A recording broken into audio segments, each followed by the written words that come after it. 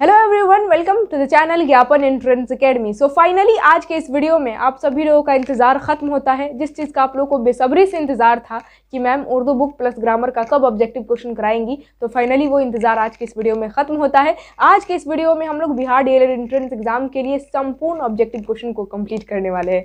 यानी कि जो उर्दू बुक है, बिहार डीएलएड एंट्रेंस एग्जाम के लिए जो उर्दू बुक है और उर्दू ग्रामर है, उर्दू बुक और उर्दू ग्रामर से जितना भी इंपॉर्टेंट ऑब्जेक्टिव क्वेश्चन हो सकता है वो सारे इंपॉर्टेंट ऑब्जेक्टिव क्वेश्चन को मात्र आज के इस एक वीडियो में कंप्लीट करने वाले हैं। और ये उर्दू का लास्ट क्लास है, यानी कि इसके बाद अब आप लोगों को उर्दू का क्लास नहीं देखने को मिलेगा। हो सकता है कि बीच में एक दो वीडियो मतलब कि जो ज़रूरी मुझे लगे कि हाँ ये टॉपिक आप लोगों को बता देना ज़रूरी है, तो बीच में आप लोगों को वीडियो देखने को मिल जाए, लेकिन फाइनली पूर्ण रूप से आप लोगों का जो उर्दू का कोर्स है वो कंप्लीट हो जाता है आज के इस वीडियो में। क्योंकि जितना भी बिहार डीएलएड एंट्रेंस एग्जाम में उर्दू बुक का इंपॉर्टेंट चैप्टर है वो पढ़ाया जा चुका है, उर्दू ग्रामर का सारा इंपॉर्टेंट टॉपिक कवर कराया जा चुका है और आज के इस वीडियो में संपूर्ण ऑब्जेक्टिव क्वेश्चन हम लोग कंप्लीट ही कर ले रहे हैं। तो उर्दू कोर्स का तो द एंड हो जाता है, लेकिन फिर भी मुझे लगेगा कि ये टॉपिक इंपॉर्टेंट है, तो हो सकता है कि बीच में एक दो वीडियो बनाकर मैं आप लोगों को बता दूं और पढ़ा दूं। लेकिन आज के इस वीडियो में समझिए कि उर्दू का कोर्स कंप्लीट, ठीक है ना। तो आज का ये वीडियो लास्ट वीडियो है और काफ़ी इंपॉर्टेंट वीडियो है, क्योंकि संपूर्ण ऑब्जेक्टिव क्वेश्चन आज के इस वीडियो में कंप्लीट होने वाला है। देखिए मैं लिख दी हूँ उर्दू बुक प्लस ग्रामर का ऑल ऑब्जेक्टिव क्वेश्चन का ये वन शॉर्ट वीडियो है। यानी कि मात्र इस वन शॉर्ट वीडियो, मात्र इस एक वीडियो में ऑल ऑब्जेक्टिव क्वेश्चन कंप्लीट हो जाने वाला है बिहार डीएलएड एंट्रेंस एग्जाम के उर्दू के बुक से और ग्रामर से, दोनों को मिलाकर। तो आप लोग बिल्कुल तैयार हो जाइए सारे ऑब्जेक्टिव क्वेश्चन करने के लिए। अच्छा, ऑब्जेक्टिव क्वेश्चन की संख्या कितनी है याद रखिएगा, टोटल ऑब्जेक्टिव क्वेश्चन की जो संख्या है वो 250 प्लस है। जी हाँ, 250 प्लस 250 प्लस आज के इस वीडियो में हम लोग ऑब्जेक्टिव क्वेश्चन करने वाले हैं। हालांकि 255 है तो इसको हम लोग एवरेज लिख लेते हैं 250 प्लस। अब देखते हैं कि आप लोग 250 ऑब्जेक्टिव क्वेश्चन में से कितना ऑब्जेक्टिव क्वेश्चन अपने हिसाब से सही कर पाते हैं। मेरे आंसर बताने से पहले आप लोग खुद से मन में ही सोच लीजिएगा कि हाँ इसका ये आंसर होना चाहिए, और जब मैं आप लोग को सही आंसर बताऊंगी तो आप लोग मिलाते चलिएगा कि आप लोगों का कितना क्वेश्चन सही हो रहा है, और लास्ट में कमेंट में लिख कर ज़रूर बता दीजिएगा कि आप लोग का कितना ऑब्जेक्टिव क्वेश्चन सही हुआ। ठीक है, तो चलिए बिना स्किप किए आप लोगों को लास्ट तक वीडियो को देखना है, एक भी ऑब्जेक्टिव क्वेश्चन को मिस नहीं करना है। हर एक ऑब्जेक्टिव क्वेश्चन पर कमांड होना चाहिए। हो सकता है बहुत सारे क्वेश्चन आप लोगों को मिलेंगे जो कि आप लोगों के लिए नया लगेंगे, लेकिन उस वक्त घबराना नहीं है। उसका सही आंसर मैं बताऊंगी ना, उसको याद करते चलना है, ठीक है, ताकि जब वही क्वेश्चन आप लोगों के एग्जाम में पूछे तब उस वक्त आप लोगों के लिए वो क्वेश्चन नया ना लगे। अब एक और ज़रूरी बात कर लेते हैं। यहाँ तक तो आई होप आप लोगों को समझ में आ गया होगा कि ये लास्ट वीडियो है और उर्दू का कोर्स आज के इस वीडियो में कंप्लीट हो जाने वाला है। तो फिर आगे की प्लानिंग क्या है, यानी कि अब आगे क्या होगा, यहाँ पर ज़रा सुन लीजिए। आज के इस वीडियो में तो उर्दू का कोर्स कंप्लीट, यानी कि उर्दू का सिलेबस कंप्लीट, उर्दू कंप्लीट। अब अगले वीडियो से मैं आप लोगों को पढ़ाने वाली हूँ साइंस। जी हाँ, साइंस के कुछ इंपॉर्टेंट टॉपिक को इबाद सर के द्वारा कंप्लीट कराया जा चुका है, लेकिन जो बचे हुए टॉपिक है जो कि आप लोग के एग्जाम के पॉइंट ऑफ व्यू से मस्ट इंपॉर्टेंट है, वो सारे इंपॉर्टेंट टॉपिक को, वो सारे इंपॉर्टेंट चैप्टर को मैं आप लोग को कंप्लीट कराने वाली हूँ। ठीक है, तो साइंस को अब मैं लेकर आ रही हूँ। क्या आप सभी लोग तैयार हैं साइंस पढ़ने के लिए? तो कमेंट बॉक्स में लिखकर जरूर बताएं कि yes ma'am we are ready for science. हम लोग साइंस के लिए बिल्कुल तैयार हैं। तो साइंस को एकदम ज़बरदस्त अंदाज में पढ़ाया जाएगा। सबसे पहले तो कॉन्सेप्ट क्लियर होगा और फिर उसी के साथ उसका ऑब्जेक्टिव क्वेश्चन, मतलब जिस तरह से जिस टॉपिक से क्वेश्चन पूछे जाते हैं वो सारे ऑब्जेक्टिव क्वेश्चन, वो सारे क्वेश्चन कंप्लीट कराए जाएंगे। एक और खुशी की बात मैं आप लोगों को बता देना चाहती हूँ कि आज के इस वीडियो में जो 250 ऑब्जेक्टिव क्वेश्चन करने वाले हैं, ये 250 उर्दू के ऑब्जेक्टिव क्वेश्चन का PDF free of cost Telegram पर डाल दिया जाएगा। इस बात पर लाइक तो बनता है, फटाफट वीडियो को लाइक कर दे और जितना ज़्यादा हो सके शेयर कर दे। अगर आप लोग वीडियो को शेयर नहीं किए तो धड़ाधड़ शेयर करें अपने पड़ोसी, अपने दोस्तों के पास, जितने भी आप लोग रिश्तेदार हैं, छोटे बड़े भाई बहन, चारों तरफ शेयर कर दे। चैनल पर अगर आप लोग नए नए आए हुए हैं, हमारे वीडियोज़ को पहली बार देख रहे हैं, तो चैनल को सब्सक्राइब करके नोटिफिकेशन बेल जरूर ऑन कर लेना है, ताकि जब भी वीडियो अपलोड हो तो नोटिफिकेशन आप तक सबसे पहले पहुँचे। ठीक है ना, तो इसका PDF आप लोग टेलीग्राम से जुड़कर ले लीजिएगा। अगर आप लोग टेलीग्राम से जुड़े हैं तो बहुत अच्छी बात है, डाउनलोड कर लेना है आप लोगों को आसानी से। लेकिन अगर आप लोग टेलीग्राम चैनल से नहीं जुड़े हैं तो ज्ञापन एंट्रेंस एकेडमी जो यूट्यूब चैनल का नाम है वही टेलीग्राम चैनल का नाम है। आप लोगों के मोबाइल में टेलीग्राम ऐप होगा तो खोले, सर्च करें ज्ञापन एंट्रेंस एकेडमी, दिख जाएगा। आप लोग आसानी से ज्वाइन कर सकते हैं सर्च करके। नहीं तो ढूंढने में दिक्कत हो रही है तो टेलीग्राम चैनल का लिंक इसी वीडियो का डिस्क्रिप्शन में भी डाल दिया गया है, आप लोग लिंक पर भी क्लिक करके आसानी से ज्वाइन कर सकते हैं। तो चलिए आज की इस वीडियो को स्टार्ट करते हैं। एकदम धुआंधार अंदाज में आप लोग को आंसर बताना है और फिर आप लोग को लास्ट में लिख कर भी बताना है कि आप लोग टोटल ऑब्जेक्टिव क्वेश्चन में से कितना ऑब्जेक्टिव क्वेश्चन सही किया। ठीक है ना, so now without any delay let's go to start.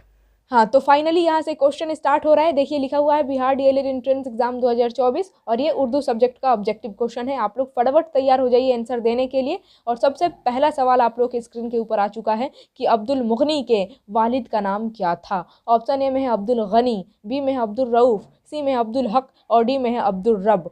बड़ा ही आसान क्वेश्चन पूछ दिया गया है, फटाफट आप लोग आंसर बता दीजिए। अब्दुल मुगनी के पिताजी का नाम बताना है, वालिद का नाम। और आप लोगों को पता होगा कि उनके वालिद का नाम है अब्दुल रऊफ। तो जी हाँ, option number B is the correct answer. I hope आप लोग बी लगाए होंगे। फटाफट आगे बढ़ते हैं।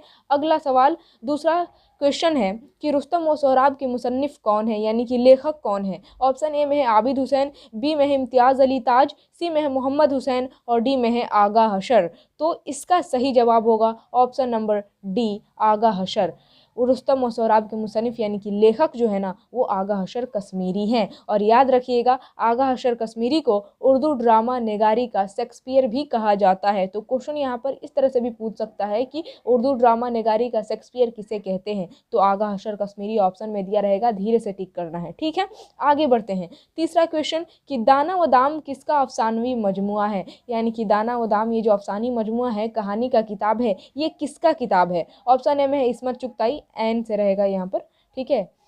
इस्मत यहाँ पर गलत टाइप हो गया है, आप लोग जानते हैं उर्दू में थोड़ा गलत टाइप हो ही जाता है। इस्मत इस तरह से लिखा जाएगा, इस्मत चुगताई। बी में है राजेंद्र सिंह बेदी, सी में है कृष्णचंद्र और डी में है गुलजार। तो बताइए, दाना व दाम ये जो कहानी का किताब है, ये किसका लिखा हुआ है, यानी कि किसका कहानी का किताब है, किसका अफसानवी मजमुआ है। बहुत ही आसान क्वेश्चन है। Option number B is the correct answer, Rajendra Singh Bedi. Rajendra Singh Bedi का ये अफसानवी मजमुआ है दाना व दाम। फटाफट आगे बढ़ते हैं। क्वेश्चन नंबर 4 आप लोग के स्क्रीन के ऊपर आ चुका है कि फ़लसफ़ा हुस्न व इश्क की तसनीफ़ है, यानी कि फ़लसफ़ा हुस्न व इश्क, यानी कि जो फ़िलासफ़ी है हुस्न व इश्क, यानी कि फ़लसफ़ा हुस्न व इश्क, ये टोटल ये आप यूँ कह सकते हैं ये क्रिएशन का नाम है। तो ये किसका क्रिएशन है, किसका लिखा हुआ है, ये आप लोग को बताना है।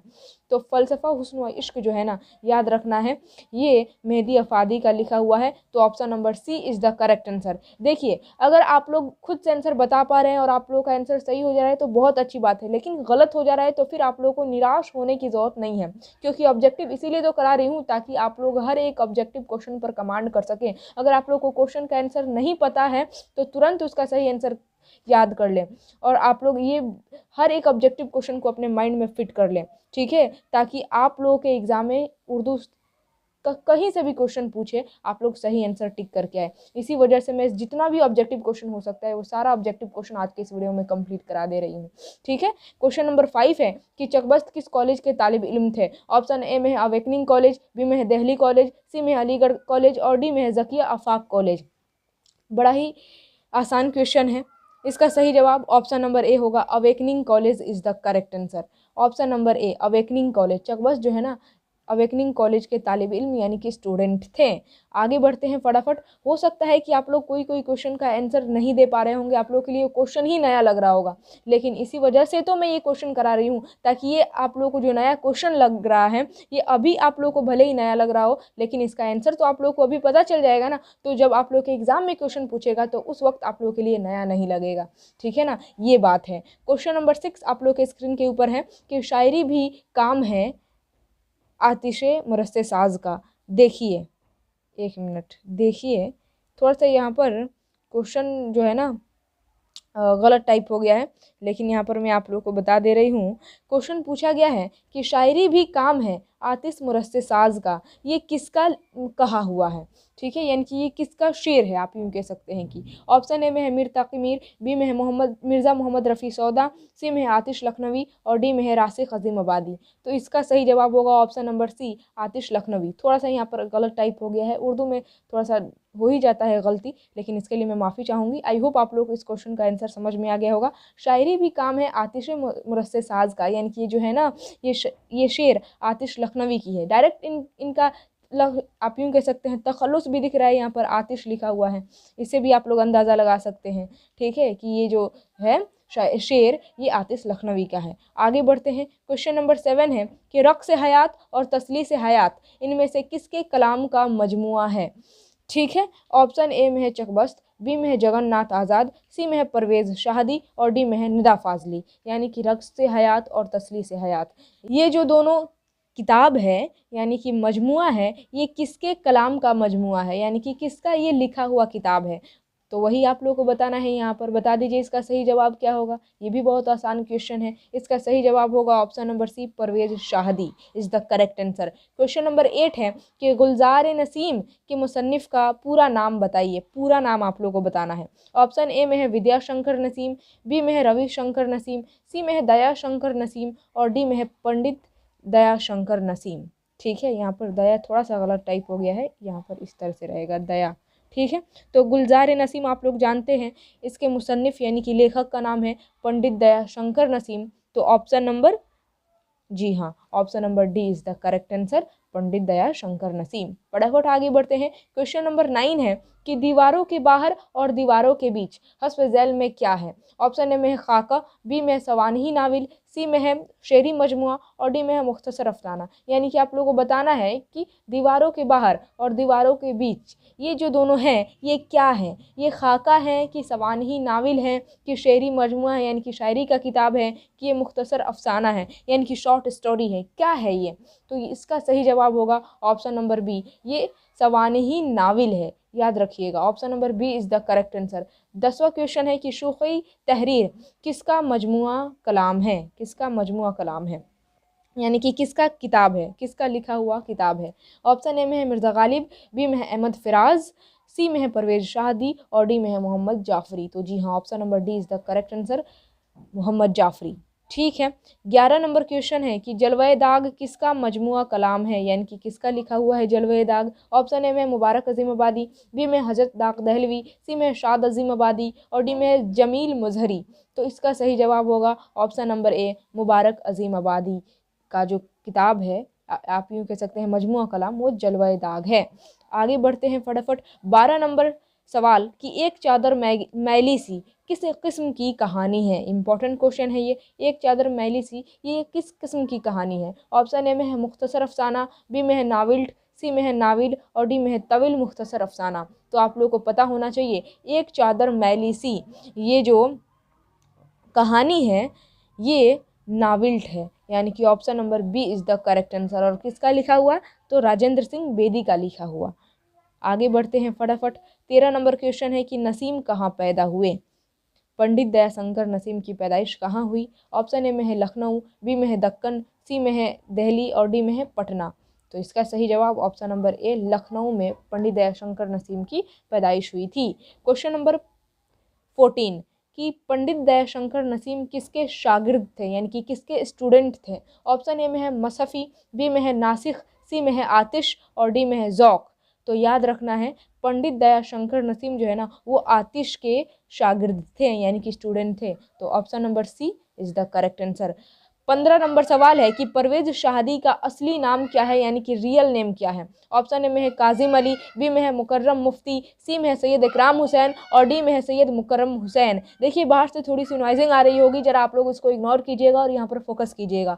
परवेज़ शाहदी का असली नाम यानी कि रियल नेम आप लोग को बताना है और इसका सही जवाब होगा ऑप्शन नंबर सी, आप लोग को दिख ही रहा होगा, Syed Ikram Hussain is the correct answer. Option number C हो गया बिल्कुल सही उत्तर। तो यहाँ पर हम लोग 15 क्वेश्चन कंप्लीट कर चुके हैं। अगर आप लोग अभी तक वीडियो को लाइक नहीं किए हैं तो फटाफट लाइक कर दें, जितना ज़्यादा हो सके शेयर कर दें। आज के इस वीडियो को जितना ज़्यादा हो सके आप लोग को शेयर करना है। और चैनल पर अगर आप लोग नए नए आए हुए हैं तो चैनल को सब्सक्राइब ज़रूर कर लीजिएगा ताकि जब भी वीडियो अपलोड हो तो नोटिफिकेशन आप तक सबसे पहले पहुँचे।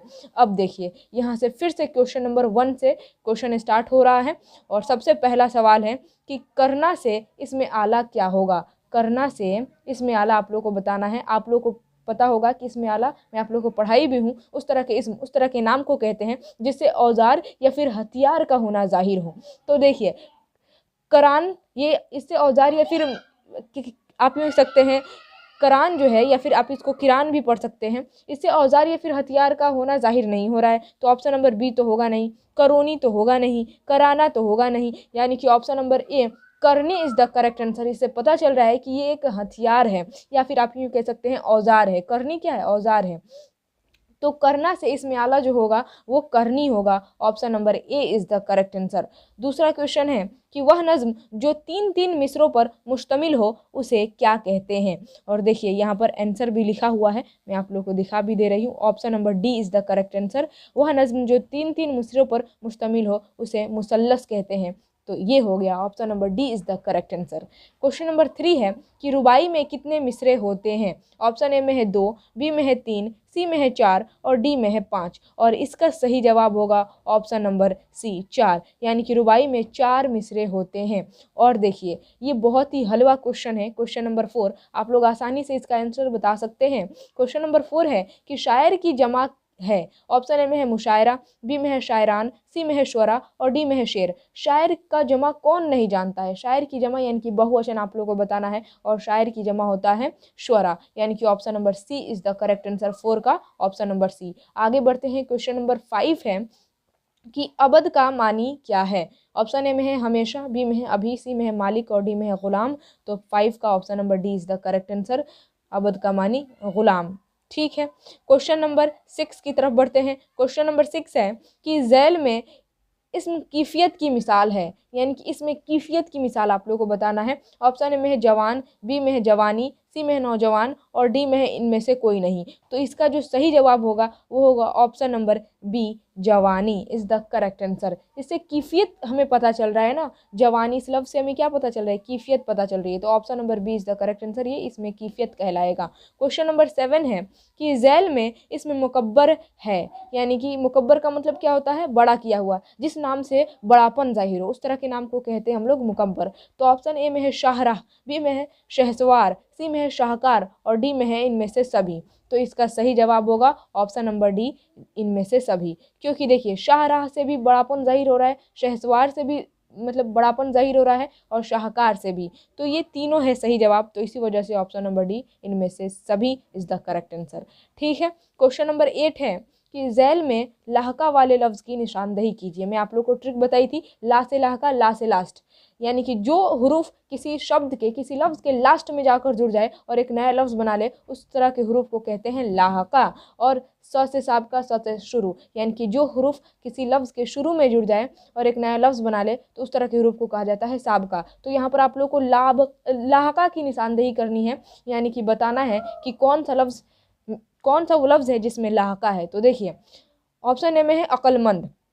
अभी मैं आप लोग को बताई क्या कि जिस लफ्ज़ के लास्ट में कोई हुरूफ जुड़ जाए उस तरह के हुरूफ को हम लोग कहते हैं लाहका। तो देखिए जवाब के आगे ला जुड़ा हुआ है, यानी कि ये शुरू में जुड़ा हुआ है, ये तो साबका है ला, ये तो होगा नहीं। उसी तरीके से बंदूक भी नहीं होगा, ठीक है, डी मुश्किल भी नहीं होगा। तो क्या होगा, 8 का ऑप्शन नंबर ए, अक्लमंद इज़ द करेक्ट आंसर। क्योंकि स्टार्टिंग में है अकल और अकल ये जो लफ्ज़ है इसके लास्ट में जुड़ा है क्या, मंद। तो मंद क्या कहलाएगा, लाहका कहलाएगा। इसी वजह से इसका सही जवाब ऑप्शन नंबर ए हो गया। क्वेश्चन नंबर 9 है कि झैल में इसमें आला है। इसमें आला मैं आप लोग को अभी बताई किसे कहते हैं, जिसे औजार या फिर हथियार का होना जाहिर हो। तो देखिए मकान तो होगा नहीं, फल भी नहीं होगा, पानी भी नहीं होगा। Option number B is the correct answer. चाकू जो है ना, इसको औजार के रूप में भी यूज़ किया जाता है और हथियार के रूप में भी यूज़ किया जाता है, जैसा कि आप लोग जानते भी होंगे। तो option number B is the correct answer. फटाफट आगे बढ़ते हैं। क्वेश्चन नंबर 10 है कि झैल में हासिल मसदर कौन है। देखिए हासिल मसदर भी पढ़ाई थी, मसदर, हासिल मसदर, मुस्तक वगैरह वगैरह सब कुछ मैं पढ़ा चुकी हूँ। अगर आप लोग उर्दू ग्रामर और उर्दू का जितना भी मतलब चैप्टर है, मतलब उर्दू बुक के ऑल चैप्टर का वीडियो नहीं देखे हैं तो लिंक जो है ना इसी वीडियो के डिस्क्रिप्शन में डाल दिया गया है प्लेलिस्ट का, आप लोग ज़रूर देख लीजिएगा। ठीक है, अभी भी है वक्त, आप लोग देख सकते हैं अगर आप लोग वीडियो नहीं देखे हैं तो हासिल मसदर की पहचान करनी है। ऑप्शन ए में है खेलना, बी में है खेल, सी में है खेलो और डी में है खिलाओ। तो बताइए इसका सही जवाब क्या होगा। तो 10 का option number B is the correct answer, खेल। ठीक है, option number B is the correct answer, खेल हो जाएगा हासिल मसदर। क्योंकि खेल जो है ना ऐसा लग रहा है कि खेलना से बना हुआ है, और हासिल मसदर उसी लफ्ज़ को कहते हैं ना जो मानी और असर मसदर का खींचे लेकिन वो मसदर ना हो। जैसे कि खेल ऐसा लग रहा है कि खेलना से बना हुआ है, यानी कि मानी और असर मसदर का खींच रहा है, खेलना का खींच रहा है, लेकिन ये जो लफ्ज़ है ये मसदर नहीं है, खेल जो है ना मसदर नहीं है। इसी वजह से option number B is the correct answer. फटाफट आगे बढ़ते हैं। क्वेश्चन नंबर 11 है कि झैल में इसमें मुसग्गर लफ्ज़ है। आप लोग जानते हैं मुसग्गर का मतलब क्या होता है, छोटा किया हुआ, यानी कि जिस नाम से हमें छोटापन जाहिर हो उस तरह के नाम को कहते हैं हम लोग इसमें मुसग्गर। तो ऑप्शन ए में है बच्चा, ये तो होगा नहीं। सी किताबचा होगा नहीं। डी इनमें से सभी होगा नहीं। तो क्या होगा 11 का option number C is the correct answer, किताबचा, यानी कि इस नाम से हमें छोटापन जाहिर हो रहा है, किताबचा। तो ऑप्शन नंबर सी हो गया बिल्कुल सही जवाब। यहाँ पर ज़्यादातर किताबचा देगा, नहीं तो बागीचा देगा, इसी तरह का लफ्ज़ दे देता है बागीचा, ठीक है, बागीचा नहीं तो किताबचा। तो ऐसा लग रहा है ना कि छोटापन जाहिर हो रहा है, तो इस तरह के लफ्ज़ को इसमें मुसग्गर कहेंगे। 12 नंबर क्वेश्चन है कि झेल में शेर की जमा कौन है। शेर की जमा, तो शेर की जमा शुरा होता है ना, तो ऑप्शन नंबर ए ही हो जाएगा इसका सही आंसर। देखिए ऑप्शन नंबर, अच्छा शेर, सॉरी शायर की जमा शुरा किधर गया था, जी हाँ, शायर की जमा शुरा होता है। एक मिनट, यहाँ पर थोड़ा सा याद रखिएगा, यहाँ पर स्टूडेंट को कंफ्यूज करने वाला सवाल दे देता है। देखिए यहाँ पर थोड़ा सा मैं आप लोगों को डिटेल्स में बता दे रही हूँ। शायर है, शायर का जमा यानी कि बहुवचन होता है शुरा, लेकिन अगर बात की जाए शेर की, यानी कि ऐसा जो शेर होता है, तो उस शेर का जो जमा होगा ना, यानी कि बहुवचन, वो होता है अशआर, यानी कि शायर का जमा शुरा, ठीक है, और शेर का जो जमा होता है वो होता है अशार। ये दोनों पॉइंट याद रखिएगा, क्योंकि आप लोग कंफ्यूज हो सकते हैं, जैसे कि मैं अभी थोड़ा देर के लिए कंफ्यूज हो गई थी, ठीक है। क्वेश्चन को इसी वजह से मैं बोलती हूँ कि ध्यान से आप लोगों को पढ़ना है। 13 नंबर क्वेश्चन है कि झेल में कौन सा लफ्ज़ मुजक्कर है, यानी कि मुजक्कर लफ्ज़ की निशानदेही करनी है, बताना है कि कौन सा लफ्ज़ पुल्लिंग है। ऑप्शन ए में है पानी, बी में है खुशबू, सी में है आवाज़, डी में है तमन्ना। तो देखिए इसमें सही जवाब क्या होगा, ऑप्शन नंबर बी तो होगा नहीं। इसी तरीके से आप लोग को छांटना रहता है, ठीक है, आप लोग को इसी तरीके से छांटना रहता है। आप लोग सुने होंगे खुशबू आ रही है, तो ऑप्शन नंबर बी, ये तो मुअन्नस है। उसी तरीके से आवाज़ सुनाई नहीं दे रही है, ये मतलब कि ये क्या है, मुअन्नस लफ्ज़ है, यानी कि स्त्रीलिंग है। तमन्ना भी मुअन्नस लफ्ज़ है, यानी कि तीनों होगा नहीं। ऑप्शन नंबर ए हो जाएगा, पानी इज़ द करेक्ट आंसर, पानी साफ है, ठीक है। तो ऑप्शन नंबर ए हो गया बिल्कुल सही जवाब, क्योंकि ये मुजक्कर लफ्ज़ है। आगे बढ़ते हैं, क्वेश्चन नंबर 14 है कि झेल में कौन सा लफ्ज़ फेल है। ऑप्शन ए में है पटना, बी में है हम लोग, सी में है जाना और डी में है खूबसूरत। तो इसका सही जवाब क्या होगा, जाना इज़ द करेक्ट आंसर। ये क्या है, फेल, यानी कि क्रिया है, वर्ब है। आगे बढ़ते हैं फटाफट। 15 नंबर क्वेश्चन है कि झेल में कौन सा लफ्ज़ सिफत है। तो आना सिफत है ही नहीं, खेल सिफत है ही नहीं, सी तोहफा सिफत है नहीं। सिफत किसको कहते हैं, विशेषता को, यानी कि क्वालिटी जो बताए। तो अच्छा लफ्ज़ से हमें क्वालिटी पता चल रहा है, तो option number B is the correct answer, ये एक सिफत है। क्वेश्चन नंबर 16 है कि झेल में मुअन्नस लफ्ज़ है, यानी कि स्त्रीलिंग लफ्ज़ की पहचान करनी है। ऑप्शन ए में है तपाक, बी में है तालाब, सी में है तख्त और डी में है तादाद। और इसका सही जवाब होगा ऑप्शन नंबर डी, तादाद। क्या है, एक मुअन्नस यानी कि स्त्रीलिंग लफ्ज़ है। उसी तरीके से 17 नंबर क्वेश्चन है कि झेल में मुअन्नस लफ्ज़ की ही पहचान करनी है, यानी कि स्त्रीलिंग लफ्ज़ की पहचान करनी है। ऑप्शन ए में है बादल, बी में है मकान, सी में है हवा, डी में है दरख्त। तो क्या होगा इसका सही जवाब, ऑप्शन नंबर सी हो जाएगा, हवा चल रही है, यानी कि हवा क्या है, एक मुअन्नस यानी कि स्त्रीलिंग लफ्ज़ है। 18 नंबर क्वेश्चन है कि झेल में मुअन्नस लफ्ज़, यानी कि यहाँ पर भी आप लोग को मुअन्नस लफ्ज़ की ही निशानदेही करनी है, और इसका सही जवाब होगा ऑप्शन नंबर सी, वफ़ा। वफ़ा क्या है, स्त्रीलिंग लफ्ज़ है, यानी कि मोनस लफ्ज़ है। आप लोग सुने भी होंगे वो गाना, वफ़ा ना रास आई, ठीक है, यानी कि वफ़ा क्या है, एक स्त्रीलिंग लफ्ज़ है। फटाफट आगे बढ़ते हैं। क्वेश्चन नंबर 19 है कि झेल में मुज़क्कर लफ्ज़ है। ऑप्शन ए में है हाथ, बी में है हाथी, सी में है अहल और डी हल है, और डी में इनमें से सभी। तो इसका सही जवाब होगा ऑप्शन नंबर डी, इनमें से सभी जो है ना, मतलब कि हाथ, हाथी और हल, ये तीनों लफ्ज़ है वो मुज़क्कर यानी कि पुल्लिंग लफ्ज़ है। 20 नंबर क्वेश्चन है कि अहमद की टोपी लाल है, इस जुमले में सिफत की निशानदही करें। ऑप्शन ए में है अहमद, बी में है टोपी, सी में है की और डी में है लाल। तो इसका सही जवाब होगा ऑप्शन नंबर डी, लाल जो है ना, इससे हमें सिफत का पता चल रहा है। सिफत का मतलब क्या, जो क्वालिटी यानी कि विशेषता को बताए। तो अहमद की टोपी लाल है, टोपी की क्वालिटी कौन बता रहा है, लाल बता रहा है, तो लाल लफ्ज़ सिफत कहलाएगा, ठीक है। क्वेश्चन नंबर 21 है कि बच्चे मैदान में खेल रहे हैं, इस जुमले में कौन सा लफ्ज़ फेल है। फेल बताना है। ऑप्शन ए में है बच्चे, फेल यानी कि क्रिया, काम, काम को ही क्या कहते हैं, फेल कहते हैं। तो बच्चे मैदान में खेल रहे हैं, इसमें बच्चे तो फेल है नहीं, में तो फेल है नहीं, मैदान भी फेल नहीं है, यानी कि ऑप्शन नंबर बी, खेल जो है ना ये क्रिया है, काम है।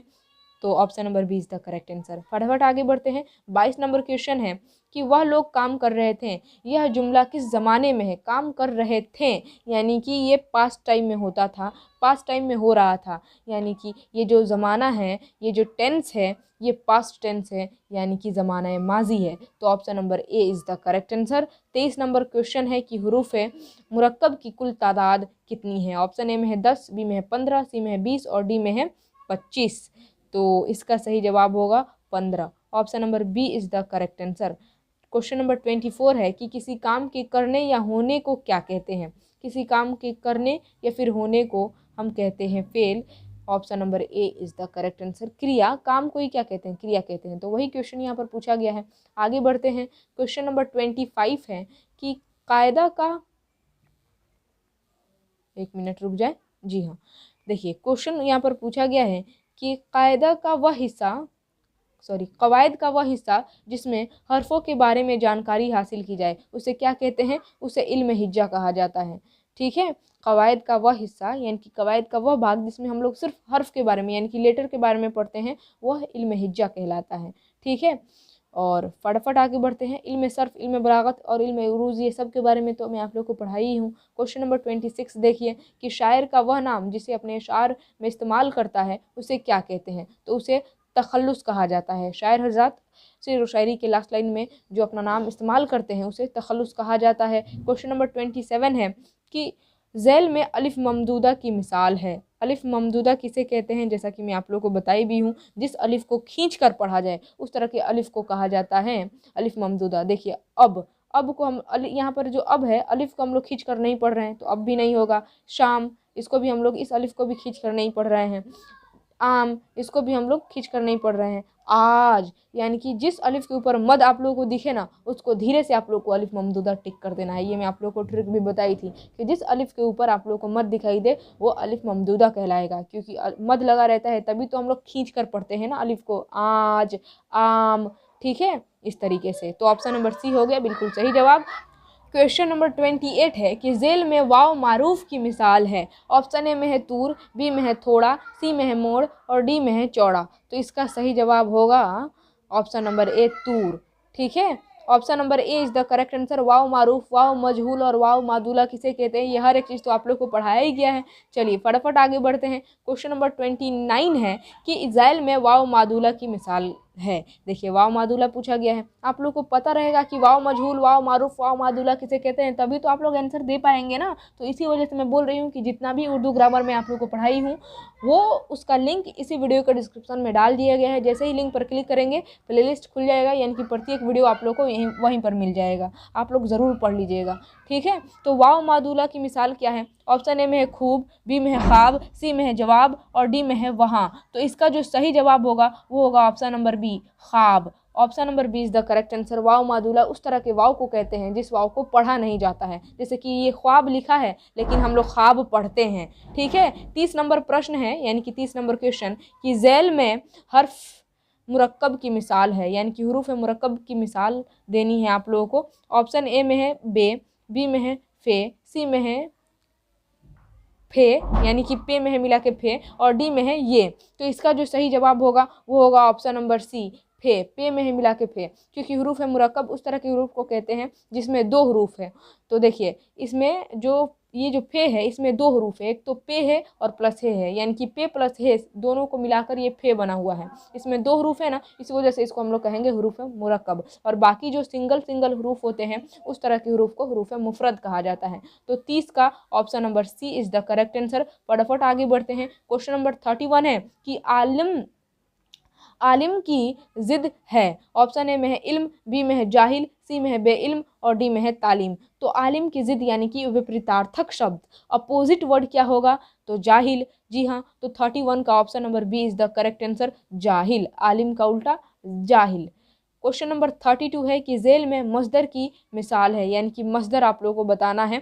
ऑप्शन ए में है आना, बी में है आओ, सी में है कलम, डी में आसमान। मस्दर किसे कहते हैं? वह लफ्ज़ जो किसी दूसरे लफ्ज़ से तो ना बना हो लेकिन उससे ढेर सारे इस्म और फेल बन जाए। तो देखिए आओ, इससे तो इस्म और फेल नहीं बन सकते हैं। कलम से भी आप आगे क्या बनाएंगे? कुछ नहीं बनेगा। आसमान से भी कुछ नहीं बनेगा। लेकिन आना ऐसा लफ्ज़ है जिससे हम लोग आने वाला, आने वाली, आएगी, आती है, आए, आता है, तो आना से ढेर सारे इसम और फेल बन जा रहे हैं, तो इस वजह से आना ये जो लफ्ज़ है इसको क्या कहेंगे, मस्दर कहेंगे। तो option number A is the correct answer. Question number 33 की तरफ बढ़ते हैं। 33 नंबर प्रश्न है कि झैल में ज़मीर की मिसाल है, यानी कि ज़मीर का यहाँ पर एग्जाम्पल आप लोगों को बताना है। ऑप्शन ए में है अहमद। ज़मीर का मतलब क्या होता है, प्रोनाउन, और हिंदी में इसको सर्वनाम कहते हैं। जो नाम के बदले में लफ्ज़ यूज़ होता है उसे हम लोग ज़मीर यानी कि प्रोनाउन या फिर सर्वनाम कहते हैं। तो अहमद ये तो होगा नहीं, ये तो नाम ही है। खाना ये तो फेल है, और यहाँ ये भी नहीं होगा। यानी कि तुम, ये जो तुम लफ्ज़ है ना, ये नाम के बदले में यूज़ होता है, ठीक है। यानी कि किसी शख्स को हम लोग तुम बोलते हैं या फिर आप बोलते हैं, तो तुम, आप, मैं, वह, ये सभी लफ्ज़ ज़मीर कहलाएंगे। तो ऑप्शन नंबर ए हो गया बिल्कुल सही जवाब। क्वेश्चन नंबर 34 है कि इस मार्फा की कितनी किस्में हैं, यानी कि प्रॉपर नाउन की कितनी टाइप है आप लोगों को बताना है उर्दू में। ऑप्शन ए में है 2, बी में है 5, सी में है 7 और डी में है 10। बताइए कितना आसान सवाल है। 34 का ऑप्शन नंबर सी हो जाएगा 7। इस मार्फा की टोटल 7 किस्में हैं, यानी कि 7 टाइप है, और सातों टाइप को मैं आप लोगों को एकदम विस्तार से पढ़ाई हूँ। क्वेश्चन नंबर 35 का है, 35 नंबर क्वेश्चन है कि 9 2 11 होना झेल में से क्या है। ऑप्शन ए में है मुहावरा, बी में है मिसरा, सी में है ज़रबुल मिसाल और डी में है फ़करा। तो इसका सही जवाब तो आप लोगों को खैर दिख ही गया होगा। ये एक मुहावरा है, आप लोग सुने होंगे, वो मुझे देखते ही 9 2 11 हो गए, या फिर चोर चोरी करके 9 2 11 हो गए। तो 9 2 11 हो गए, ये जो मतलब आप यूँ कह सकते हैं सेंटेंस है, ये एक मुहावरा है। 9 2 11 होना ये एक मुहावरा है, ठीक है। और ज़रबुल मिसाल का मतलब होता है कहावत, ठीक है। क्वेश्चन नंबर 36 है कि झेल में मुज़क्कर लफ्ज़ है, यानी कि मुज़क्कर पुल्लिंग लफ्ज़ की आप लोगों को निशानदेही करनी है, पहचानना है। ऑप्शन ए में है पानी, बी में है निकाह, सी में है मतलब और डी में है इनमें से सभी। तो इसका सही जवाब होगा ऑप्शन नंबर डी, इनमें से सभी, क्योंकि पानी भी एक मुज़क्कर यानी कि पुल्लिंग लफ्ज़ है, निकाह भी एक पुल्लिंग लफ्ज़ है, और मतलब ये भी एक पुल्लिंग लफ्ज़ है। तो option number D is the correct answer, इनमें से सभी। फटाफट आगे बढ़ते हैं। क्वेश्चन नंबर 37 है कि झेल में मुज़क्कर लफ्ज़ है, यानी कि यहाँ पर भी आप लोगों को पुल्लिंग लफ्ज़ बताना है। और ऑप्शन ए में है कतार, बी में है कब्र, सी में है कागज़ और डी में है इनमें से सभी। तो क्या होगा सही जवाब, ऑप्शन नंबर सी, कागज़ जो है ना ये एक पुल्लिंग लफ्ज़ है, ठीक है। अगला सवाल क्वेश्चन नंबर 38 कि झेल में मुतकल्लिम है। ऑप्शन ए में है वह, बी में है वह सब, सी में है हम और डी में है तुम लोग। मुतकल्लिम जो खुद के लिए इस्तेमाल हो उसको कहते हैं हम लोग मुतकल्लिम। तो हम ये जो लफ्ज़ है ना ये खुद के लिए, बोलने वाला इंसान खुद के लिए इस्तेमाल करता है। तो सी इज़ द करेक्ट आंसर। हम क्या हो जाएगा, ये मुतकल्लिम हो जाएगा। आगे बढ़ते हैं। क्वेश्चन नंबर 39 कि झेल में फ़ाइल चुनिए। फ़ाइल चुनना है आप लोग को। फ़ाइल कहते हैं किसको, काम करने वाले इंसान को, यानी कि सब्जेक्ट को। ऑप्शन ए झगड़ा, ये तो फ़ाइल होगा नहीं। झगड़ालू, ये भी फ़ाइल नहीं होगा। अच्छा झगड़ालू, एक मिनट रुक जाए, झगड़ना ये भी फ़ाइल नहीं होगा। और डी इनमें से सभी होगा नहीं, यानी कि इसका ऑप्शन नंबर बी होना चाहिए, झगड़ालू। जी हाँ, झगड़ालू ही होगा। 39 का option number B is the correct answer. क्योंकि आप लोग खुद मिलाइए, झगड़ा तो होगा नहीं, ये तो फ़ाइल है ही नहीं। काम करने वाले इंसान को फ़ाइल कहते हैं। तो झगड़ा ये नहीं होगा, झगड़ना भी नहीं होगा क्योंकि ये तो फेल है। और डी इनमें से सभी ये तो होगा ही नहीं। तो option number B is the correct answer. फटाफट आगे बढ़ते हैं। 40 नंबर क्वेश्चन है कि रुबाई की जमा क्या होगी, यानी कि बहुवचन आप लोग को बताना है। ऑप्शन नंबर ए में है मुरब्बा, बी में है रुबाइयात। तो जी हाँ, ऑप्शन नंबर बी ही हो जाएगा, रुबाइयात। देखिए 40 का ऑप्शन नंबर बी लिखा होगा। जी हाँ, बी लिखा हुआ भी है। क्वेश्चन नंबर 41 है कि दर्ज झैल में कौन सा लफ्ज़ मुज़क्कर है, यानी कि पुल्लिंग है। ऑप्शन ए में है रहमत, बी में है सेहत, सी में है जहन्नुम और डी में है जन्नत। तो मुज़क्कर यानी कि पुल्लिंग लफ्ज़ बताना है, और इसका सही जवाब होगा ऑप्शन नंबर सी, जहन्नुम इज़ द करेक्ट आंसर। ये एक पुल्लिंग लफ्ज़ है। क्वेश्चन नंबर 42 है कि दर्ज झैल में कौन सा लफ्ज़ मुअन्नस है, यानी कि स्त्रीलिंग है। ऑप्शन ए में है शोहरत, बी में है शेर, सी में है जंगल और डी में है बाग। तो इसका सही जवाब होगा ऑप्शन नंबर ए, शोहरत। क्वेश्चन नंबर 43 है कि दर्ज झैल में इसमें मुसग्गर कौन है, यानी कि वह नाम जिससे छोटापन जाहिर हो। देखिए ऑप्शन नंबर ए ही में दिख रहा है, बागीचा, इससे छोटापन जाहिर हो रहा है। बागीचा का मतलब क्या है, जो बाग से छोटा हो, ठीक है, यानी कि छोटापन जाहिर हो रहा है, तो इसको क्या कहेंगे, इसमें मुसग्गर कहेंगे। चलिए फटाफट आगे बढ़ते हैं। देखिए ऑप्शन नंबर ए लिखा हुआ भी है। क्वेश्चन नंबर 44 है कि शब्बीर हसन खां जोश, जोश क्या है, शब्बीर हसन खां जोश, और इसमें जो जोश है ये जोश क्या है। तो बहुत ही आसान क्वेश्चन है, ये एक तखल्लुस है। Option number C is the correct answer. देखिए 44 का यहाँ पर ऑप्शन नंबर सी दिया हुआ भी है आंसर में। सी क्या हो जाएगा, बिल्कुल सही जवाब, क्योंकि शब्बीर हसन खां जोश, ये जो हैं शब्बीर हसन खां, ये अपने शेर और शायरी के में जोश नाम यूज़ करते थे, तो इनका तखल्लुस क्या हो गया, जोश। क्वेश्चन नंबर 45 है कि जाहिद कल पटना जाएगा, यह ज़माना की कौन सी किस्म है। पटना जाएगा यानी कि अभी गया नहीं है, आने वाले समय में जाएगा यानी कि फ्यूचर में जाएगा, मुस्तकबिल में जाएगा, यानी कि ये जो सेंटेंस है ये कौन सी ज़माना की किस्म है, तो मुस्तकबिल, यानी कि option number C is the correct answer. ये ज़माना मुस्तकबिल है यानी कि फ्यूचर टेंस है। ठीक है। क्वेश्चन नंबर 46 है कि फेल के मानी है। ऑप्शन ए में है काम, बी में है नाकाम, सी में है फेल और डी में है इनमें से कोई नहीं। डायरेक्ट इसका आंसर दिख रहा है। 46 का ऑप्शन नंबर ए हो जाएगा काम। फेल का मतलब मैं आप लोगों को बताई थी, काम यानी कि क्रिया। ठीक है। 47 देखिए क्वेश्चन है कि कसरा का मतलब है। कसरा का मतलब ऑप्शन नंबर ए में है ज़बर, बी में है ज़ेर, सी में है पेश और डी में है तस्दीद। तो मैं आप लोग को ये भी बताई होंगी कि कसरा जिसको हम लोग ज़ेर भी कहते हैं, ज़ेर बोलिए फिर कसरा बोलिए, बात एक ही है। तो option number B is the correct answer. देखिए आंसर में लिखा हुआ भी होगा, देखिए बी लिखा हुआ है ना। क्वेश्चन नंबर 48 है कि सदा का मानी है। ऑप्शन ए में है हमेशा, बी में है आवाज़, सी में है आसान और डी में है मुश्किल। तो इसका सही जवाब होगा ऑप्शन नंबर बी, सदा का मतलब होता है आवाज़। ठीक है। ज़ुबान के पत्ते से आवाज़ की तितली उड़ जाएगी सदा, और नुत को सदा की तितली उड़ जाएगी। नुत को सदा की तितली मतलब आवाज़ की तितली उड़ जाएगी, ये कुछ शेर है। ठीक है। तो सदा का मतलब क्या होता है, आवाज़, यानी कि जब मौत आने वाली होती है तो ज़ुबान से आवाज़ की तितली उड़ जाती है, यानी कि हम लोग बोलने की सलाहियत खो देते हैं। क्वेश्चन नंबर 49 है कि लफ्ज़ों के मानीदार मजमुए को क्या कहते हैं। यानी कि लफ्ज़ों का मानीदार मजमुआ क्या कहलाता है, जुमला कहलाता है। यानी कि ढेर सारे लफ्ज़ों और उसका कुछ मानी निकले तो उस तरह के लफ्ज़ को ही तो जुमला यानी कि सेंटेंस कहते हैं ना। देखिए 49 का ऑप्शन नंबर बी जुमला दिया है। आगे बढ़ते हैं 50 नंबर क्वेश्चन पर हम लोग आ चुके हैं कि आदमी के मुंह से जो सादा आवाज़ निकलती है उसे हम क्या कहते हैं। ऑप्शन ए में है हर्फ, बी में है फेल, सी में है जुमला और डी में है मुहावरा। तो देखिए सादा आवाज़ निकलती है उसे हम लोग क्या कहते हैं, उसे हम लोग हर्फ कहते हैं। तो option number A is the correct answer. Question number 51, 51 number question है कि मौजू का दूसरा नाम क्या है। मौजू, लफ्ज़ मौजू, मैं आप लोग को पढ़ाई हूँ लफ्ज़ मौजू और लफ्ज़ मुहम्मल, ये दो लफ्ज़ की किस्में होती हैं। तो लफ्ज़ मौजू का दूसरा नाम आप लोग को बताना है। ऑप्शन ए में है मुहम्मल, बी में है कलमा, सी में है मानी और डी में है जुमला। तो इसका सही जवाब होगा ऑप्शन नंबर बी, कलमा। मौजू का दूसरा नाम होता है कलमा। ठीक है। क्वेश्चन नंबर 52 कि अक्लमंद कैसा लफ्ज़ है। ऑप्शन ए में है लफ्ज़ मुफरद, बी में है लफ्ज़ मुरक्कब, सी में है लफ्ज़ मुहम्मल और डी में है इनमें से कोई नहीं। तो 52 का option number B is the correct answer, लफ्ज़ मुरक्कब। ठीक है। अगला सवाल है कि वह 53 नंबर क्वेश्चन कि फेल अमर की मिसाल है। फेल अमर, अमर का मतलब आप डायरेक्ट समझिएगा ऑर्डर, यानी कि जिस काम को करने का ऑर्डर दिया जाए उस तरह की काम को, उस तरह के फेल को कहते हैं फेल अम्र। तो यहाँ आओ, वहाँ न जाओ, वह आया, वह लाया गया।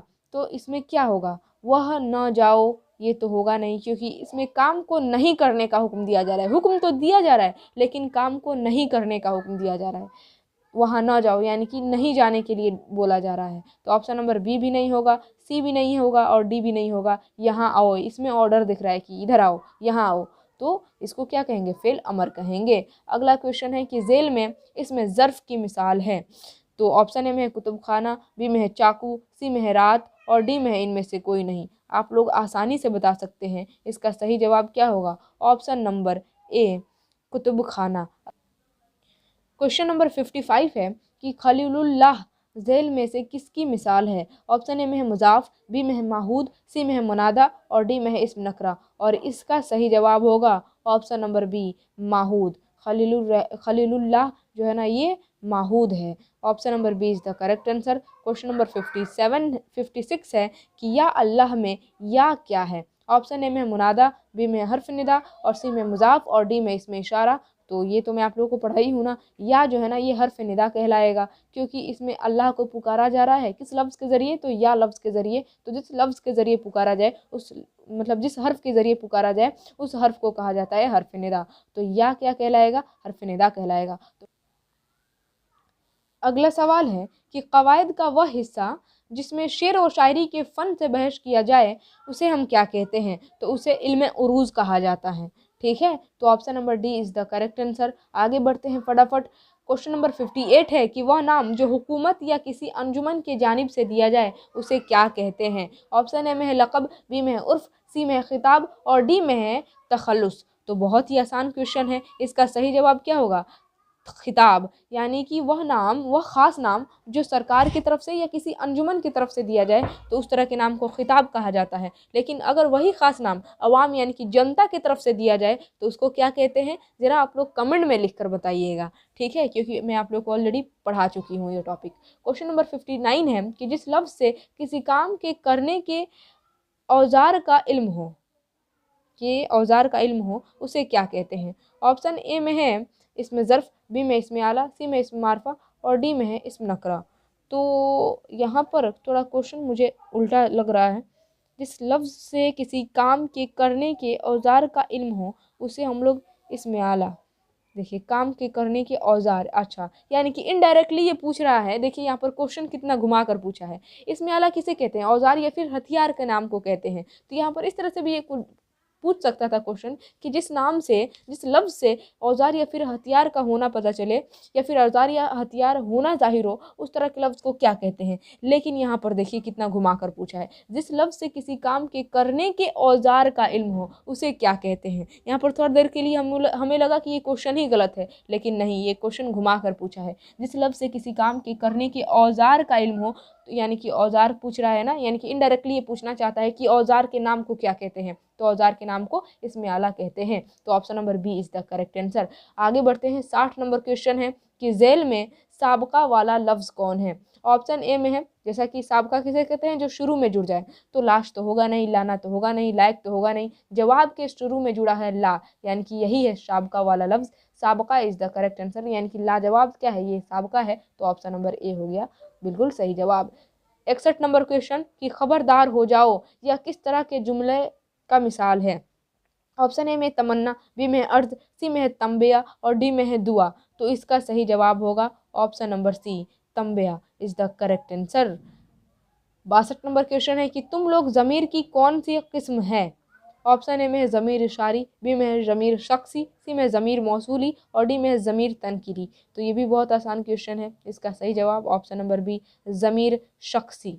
तुम लोग क्या है? ये ज़मीर शख्सी है, क्योंकि शख्स के नाम की जगह ही ये तुम लोग लफ्ज़ यूज़ किया जाता है, ज़मीर शख्सी कहलाएगा। आगे बढ़ते हैं। अगला सवाल है कि अहमद तेज़ दौड़ता है, इस जुमले में तेज़ क्या है? अहमद तेज़ दौड़ता है, यानी कि यहाँ पर अहमद की क्वालिटी बताई गई है कि अहमद कैसा दौड़ता है, तो तेज़ दौड़ता है। और जिस लफ्ज़ के ज़रिए हमें किसी की क्वालिटी पता चले, किसी की विशेषता पता चले, उस तरह के लफ्ज़ को हम लोग सिफ़त कहते हैं। तो देखिए यहाँ पर ऑप्शन में कहीं पर भी सिफ़त नहीं दिख रहा है, तो अब हम लोग क्या टिक करेंगे? तो यहाँ पर आप लोग यहाँ पर अपने दिमाग का यूज़ कीजिए। इसम तो होगा नहीं, ज़मीर भी नहीं होगा तेज़, और ये फ़ेल भी नहीं होगा, यानी कि option number D is the correct answer, फ़ेल मुताल्लिक, यानी कि फ़ेल के मुताल्लिक है। यानी कि यहाँ पर ये दौड़ना क्या है? वो फ़ेल है, और फ़ेल की क्वालिटी बताई गई है यहाँ पर, यानी कि फ़ेल के मुताल्लिक क्वालिटी बताई गई है कि यहाँ पर फ़ेल यानी कि जो क्रिया हो रही है उसकी क्या क्वालिटी है, वो कैसी हो रही है। तो यहाँ पर क्रिया जो हो रही है यानी कि क्रिया की क्वालिटी बताई गई है कि अहमद तेज़ दौड़ता है, ठीक है। तो इसी वजह से इस सवाल का सही जवाब ऑप्शन नंबर डी हो जाएगा, फ़ेल मुताल्लिक, ठीक है। क्वेश्चन नंबर 64 है कि झेल में इसमें आला चुनिए, यानी कि यहाँ पर वही लफ्ज़ चुनना है जिस लफ्ज़ से, जिस नाम से हमें औजार या फिर हथियार का होना पता चले। तो ऑप्शन नंबर सी, चाकू तो दिख ही रहा है, धीरे से टिक कर दीजिए। अगला सवाल, शर्माना से इसमें सिफत होगा। ऑप्शन ए में है शर्मीला, बी में शर्मसार, सी में है शर्म और डी में है इनमें से कोई नहीं। तो शर्माना से जो सिफत बनेगा ना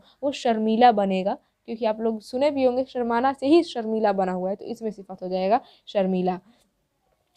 66 नंबर क्वेश्चन कि हिज्र का मानी है। ऑप्शन ए में है पत्थर, बी में है जुदाई, सी में है 1 साल और डी में है महीने का नाम। तो हिज्र का मतलब याद रखिएगा, मैं आप लोग को बताई भी थी कि जुदाई होता है। हिज्र का मतलब क्या? जुदाई, ठीक है। तो 66 का ऑप्शन नंबर बी।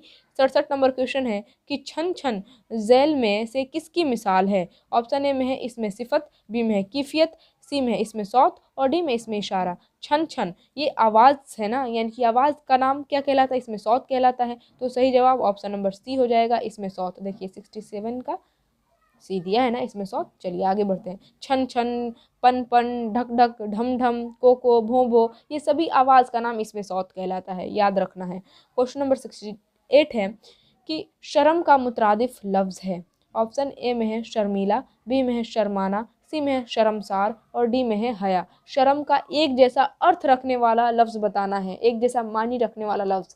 तो शर्म बोलिए या फिर हया बोलिए, बात एक ही है। तो option number D is the correct answer, हया।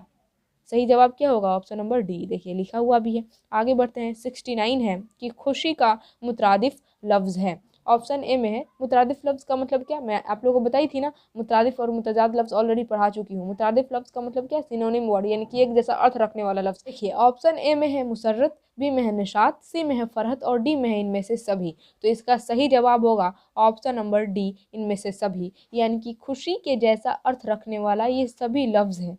ठीक है, यानी कि मुतरादिफ लफ्ज़ का मतलब सिनोनिम में आप लोगों को बताई भी थी, और ये खुशी लफ्ज़ का भी मुतरादिफ लफ्ज़ बताई थी आप लोगों को। तो खुशी बोलिए, मुसर्रत बोलिए, नशात बोलिए, फ़रत बोलिए, बात एक ही है। ये सभी लफ्ज़ का मतलब जो है ना, मानी अर्थ एक ही है। ठीक है, 70 नंबर क्वेश्चन की तरफ बढ़ते हैं। 70 नंबर क्वेश्चन है कि तहकीक की जमा है, यानी कि तहकीक का प्लूरल बहुवचन लफ्ज़ बताना है। ऑप्शन ए में है हक़ायक़, बी में है हकीकत, सी में है तहकीकात और डी में है तहक्कुक। तो इसका सही जवाब क्या होगा, बहुत ही ज़्यादा आसान है, बहुत ही ज़्यादा। तहकीक का तहकीकात तो होता है ना, आप लोग सुने भी होंगे, मुझे कुछ तहकीकात करनी है, यानी कि तहकीक का जमा बहुवचन क्या होता है, तहकीकात।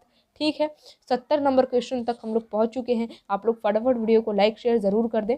ठीक है, क्वेश्चन नंबर 71 है कि मुल्क की जमा है, यानी कि बहुवचन क्या होगा। ऑप्शन ए में है इमलाक, बी में ममालिक, सी में है मलक और डी में है मलाइक। देखिए मुल्क का जमा यानी कि बहुवचन होगा ममालिक। Option number B is the correct answer. देखिए लिखा हुआ होगा, जी हाँ ममालिक। 72 नंबर क्वेश्चन है कि काफ हरूफ है। ऑप्शन ए में है हलकी, बी में है खुनकी, सी में स्नानी और डी में है शफवी। तो इसका सही जवाब होगा ऑप्शन नंबर ए हलकी, क्योंकि इस काफ को, ये जो काफ है इसको हम लोग हलक के साथ पढ़ते हैं, हलकी, यानी कि ये जो काफ है इसको क पढ़ते हैं हम लोग। तो ऑप्शन नंबर ए हलकी इज द करेक्ट आंसर। 73 अबजद इदरीसी में मीम की तादाद कितनी है। अब यहाँ पर आप लोगों को अदद से क्वेश्चन पूछा गया है कि मीम की तादाद कितनी है। ए में है 10, बी में है 20, सी में है 30 और डी में है 40। तो मीम की तादाद ऑप्शन नंबर डी 40 होती है, इज़ द करेक्ट आंसर। ठीक है, क्वेश्चन नंबर 74 है कि आम गुठलियों के दाम झेल में से क्या है। ऑप्शन ए में है मुहावरा, बी में है मिसरा, सी में है ज़रबुल मिसाल और डी में है फ़करा। तो देखिए आम गुठलियों के दाम, इससे क्या पता चल रहा है, ये मुहावरा है कि ज़रबुल मिसाल यानी कि कहावत है। इसका सही जवाब होगा ऑप्शन नंबर सी, ये एक कहावत है। ज़रबुल मिसाल इज़ द करेक्ट आंसर। ठीक है, 75 नंबर क्वेश्चन है कि मुअन्नस लफ्ज़ की पहचान करें, यानी कि स्त्रीलिंग लफ्ज़ को पहचानना है। देखिए यहाँ पर ऑप्शन ए में दिया है खराश, बी में है खर्च और डी में है खौफ और डी में है खून। तो स्त्रीलिंग लफ्ज़ यानी कि मुअन्नस लफ्ज़ जो है ना वो है खराश। मुझे खराश हो गई है, सुने होंगे आप लोग, यानी कि एक खराश क्या है, ये एक स्त्रीलिंग लफ्ज़ है, यानी कि मुअन्नस लफ्ज़ है। 76 नंबर क्वेश्चन है कि बनावट के एतबार से इसम की कितनी किस्में हैं। ए में है 1, बी में है 2, सी में है 3 और डी में है 4। बहुत ही आसान क्वेश्चन है, इसका सही जवाब option number C 3 is the correct answer. 77 number question है कि अहमद ने ख़त लिखा, इस जुमले में ख़त क्या है। ऑप्शन ए में है फ़ेल, बी में है फ़ाइल, सी में है मफ़ूल और डी में है इनमें कोई नहीं। इससे आसान क्वेश्चन तो इस दुनिया में हो नहीं सकता है। अहमद तो फ़ाइल हो जाएगा, लिखना हो जाएगा फ़ेल और ख़त हो जाएगा मफ़ूल, यानी कि ऑप्शन नंबर सी ख़त क्या है, एक मफ़ूल यानी कि ऑब्जेक्ट है। 78 नंबर क्वेश्चन है कि ज़ैल में इसम मारफा कौन है। इसम मारफा कहते हैं ख़ास नाम को, एक स्पेशल नाम को। तो देखिए यहाँ पर पटना ख़ास नाम है, बिल्ली ये भी ख़ास नाम है, क्योंकि जानवर में एक ख़ास नाम ले लिया गया है बिल्ली का। ठीक है। और खलीलुल्लाह ये भी एक ख़ास नाम है, यानी कि इसका सही जवाब ऑप्शन नंबर डी हो जाएगा, इनमें से सभी। देखिए ऑप्शन नंबर डी दिया गया है, इनमें से सभी। ठीक है। क्वेश्चन नंबर 79 है कि जेल में मुश्तक कौन है। ऑप्शन ए में है खेल, बी में है खिलाड़ी, सी में है खेलना और डी में है इनमें से सभी। तो इसका सही जवाब होगा ऑप्शन नंबर डी, इनमें सभी। यानी कि खेल भी मुश्तक है, खिलाड़ी भी मुश्तक है और खेलना भी मुश्तक है। ठीक है। मुश्तक कहते हैं जो मस्दर से बना हुआ हो, और मस्दर में आप लोग को ऑलरेडी पढ़ाई भी हूँ। अलम की कितनी किस्में हैं। ऑप्शन ए में है 2, बी में है 5, सी में है 7 और डी में है 10। ये भी आसान क्वेश्चन है और इसका सही जवाब ऑप्शन नंबर बी 5, अलम की। इसमें अलम की जो है ना 5 किस्में हैं, इसमी, लक़ब, कुन्नियत, खिताब। ठीक है। ये मैं आप लोग को पांचों टाइप पढ़ाई की थी। क्वेश्चन नंबर 81 है कि जेल में कुन्नियत की मिसाल है। ऑप्शन ए में है अबू बकर, बी में है बिन्नते ज़ैनब, सी में है कुलसुम और डी में है इनमें से सभी। तो इसका जवाब पता है क्या होगा, ऑप्शन नंबर डी, इनमें सभी। क्योंकि मैं आप लोगों को बताई थी कि जिस नाम के आगे इब्न दिखाई दे, जैसे कि दिखाई दे, इब्न दिखाई दे, बिन्त दिखाई दे या फिर अबू दिखाई दे, उस तरह के नाम को आप लोग को कुन्नियत कह देना है। तो देखिए स्टार्टिंग में अबू दिखाई दे रहा है, बिन्त दिखाई दे रहा है, दिखाई दे रहा है, यानी कि ये तीनों लफ्ज़ में अबू, बिन्त, दिखाई दे रहा है, यानी कि ये तीनों लफ्ज़ क्या है, कुन्नियत है। क्वेश्चन नंबर 82 की डैश डैश, यहाँ पर खाली जगह दे दिया गया है, छोटाई का मानी देता है। खाली जगह पूर्ण कीजिए, यानी कि पूरा कीजिए। छोटाई यानी कि छोटापन जिससे जाहिर हो वो है इसमें मुसग्गर, यानी कि यहाँ पर क्या रहेगा, इसमें मुसग्गर जो है ना छोटाई का मानी देता है, यानी कि जिस नाम से हमें छोटापन जाहिर हो। तो इसका ऑप्शन नंबर सी हो जाएगा। अहमद का भाई नेक है, इस जुमले में मुजाफ अलैह कौन है। देखिए इसका सही जवाब होगा 83 का option number A, Ahmad. Ahmad क्या है, मुजाफ अलैह है। ठीक है। और अहमद का भाई, भाई जो है ना ये मुजाफ कहलाएगा। देखिए मुजाफ में आप लोग को पढ़ाई थी जिससे किसी इस्म की निस्बत जाहिर की जाए, यानी कि दो इस्म की आपस में निस्बत बताई गई हो, तो उस तरह के मतलब इस्म को कहा जाता है क्या, मुजाफ। तो यहाँ पर अहमद का भाई, अहमद का भाई यानी कि भाई की तो बात हो रही है, लेकिन भाई किससे संबंधित है, यहाँ पर अहमद से संबंधित है, तो भाई तो हो जाएगा मुजाफ, और अहमद, अहमद का भाई है ना, यानी कि अहमद हो जाएगा मुजाफ अलैह। तो इस जुमले में अहमद जो है ना वो मुजाफ अलैह है। आगे बढ़ते हैं। 84 नंबर क्वेश्चन है कि गालिब जेल में से किसकी मिसाल है। तो गालिब जो है ना ये तखल्लुस है, यानी कि तखल्लुस की मिसाल है। आगे बढ़ते हैं। 85 नंबर क्वेश्चन है कि जेल में मोहम्मद लफ्ज़ है। ऑप्शन ए में है चाय, बी में है वाय, सी में है जाय और डी में है पाए। तो इसका सही जवाब होगा ऑप्शन नंबर बी, वाय। क्योंकि मोहम्मद लफ्ज़ उस तरह के लफ्ज़ को कहते हैं जिसका कोई मानी ना हो। चाय का भी मानी होता है कुछ ना कुछ, जाय का भी मानी होता है और पाए का भी मानी होता है, लेकिन अगर देखा जाए वाय तो वाय का कुछ मानी नहीं होता है। इसी वजह से option number D is the correct answer. आगे बढ़ते हैं। 86 नंबर क्वेश्चन है कि टप टप जेल में से कौन सा लफ्ज़ है। मैं आप लोगों को बताई थी ना आवाज़ के नाम को क्या कहते हैं, इसमें सौत कहते हैं। तो टप टप ये आवाज़ का नाम है, इसमें सौत कहलाएगा। ऑप्शन नंबर सी लगा दीजिए। 87 नंबर क्वेश्चन कि ज़माना के एतबार से फेल की कितनी किस्में हैं। ऑप्शन ए में है 1, बी में है 2, सी में है 3 और डी में है 4। सही जवाब ऑप्शन नंबर सी, ज़माना के एतबार से फेल की 3 किस्में हैं, फेल माजी, फेल हाल और फेल मुस्तकबिल। ठीक है। आगे बढ़ते हैं। चांद का मुतरादिफ लफ्ज़ कौन सा है। ऑप्शन ए में है सूरज, बी में है महताब, सी में है आसमान और डी में है सितारा। ये मैं आप लोग को कल ही बताई थी। चांद का मुतरादिफ लफ्ज़ जो है ना वो महताब कहलाएगा, या फिर इसको माह भी बोला जाता है, महताब भी बोल सकते हैं, कोई दिक्कत नहीं है। क्वेश्चन नंबर 89 ये भी मैं आप लोग को बताई थी। ख्वाहिश का मुतरादिफ लफ्ज़ यानी कि सिनोनिम वर्ड क्या होगा।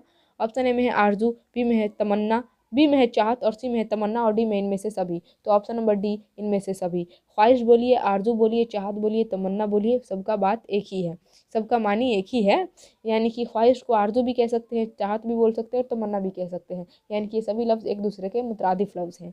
इसी वजह से ऑप्शन नंबर डी, इनमें सभी is the correct answer. 90 number प्रश्न है कि इंसान का मुतरादिफ लफ्ज़ है। ऑप्शन ए में है बशर, बी में है मर्द, सी में है आदम और डी में है बंदा। इसका सही जवाब होगा 90 का ऑप्शन नंबर ए, इंसान को बशर भी कहा जाता है। तो ऑप्शन नंबर ए हो गया बिल्कुल सही जवाब। 11 नंबर क्वेश्चन है कि सुबह का जिद है। ऑप्शन ए में है दिन, बी में है शाम, सी में है रात और डी में है रोज़। तो सुबह का जिद यानी कि अपोजिट वर्ड शाम हो जाएगा, दिन का उल्टा रात हो जाएगा। ठीक है।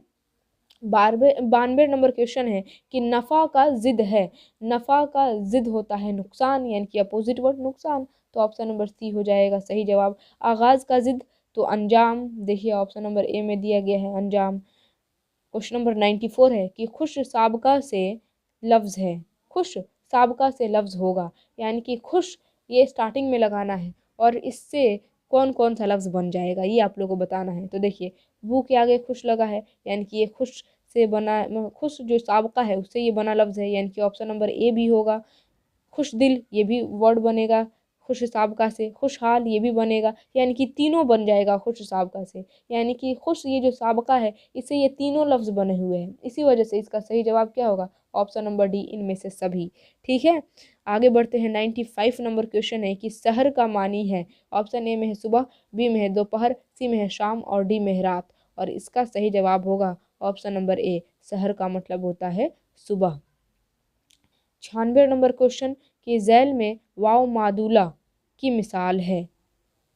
वाव मादुला जिस वाव को पढ़ा ना जाए बल्कि लिखा जाए, लिखा तो जाता है लेकिन पढ़ा नहीं जाता है, जैसे कि यहाँ पर ख्वाहिश लिखा गया है लेकिन इसको पढ़ा क्या जाएगा, ख्वाहिश। तो option number A is the correct answer. 96 का ऑप्शन नंबर ए हो गया।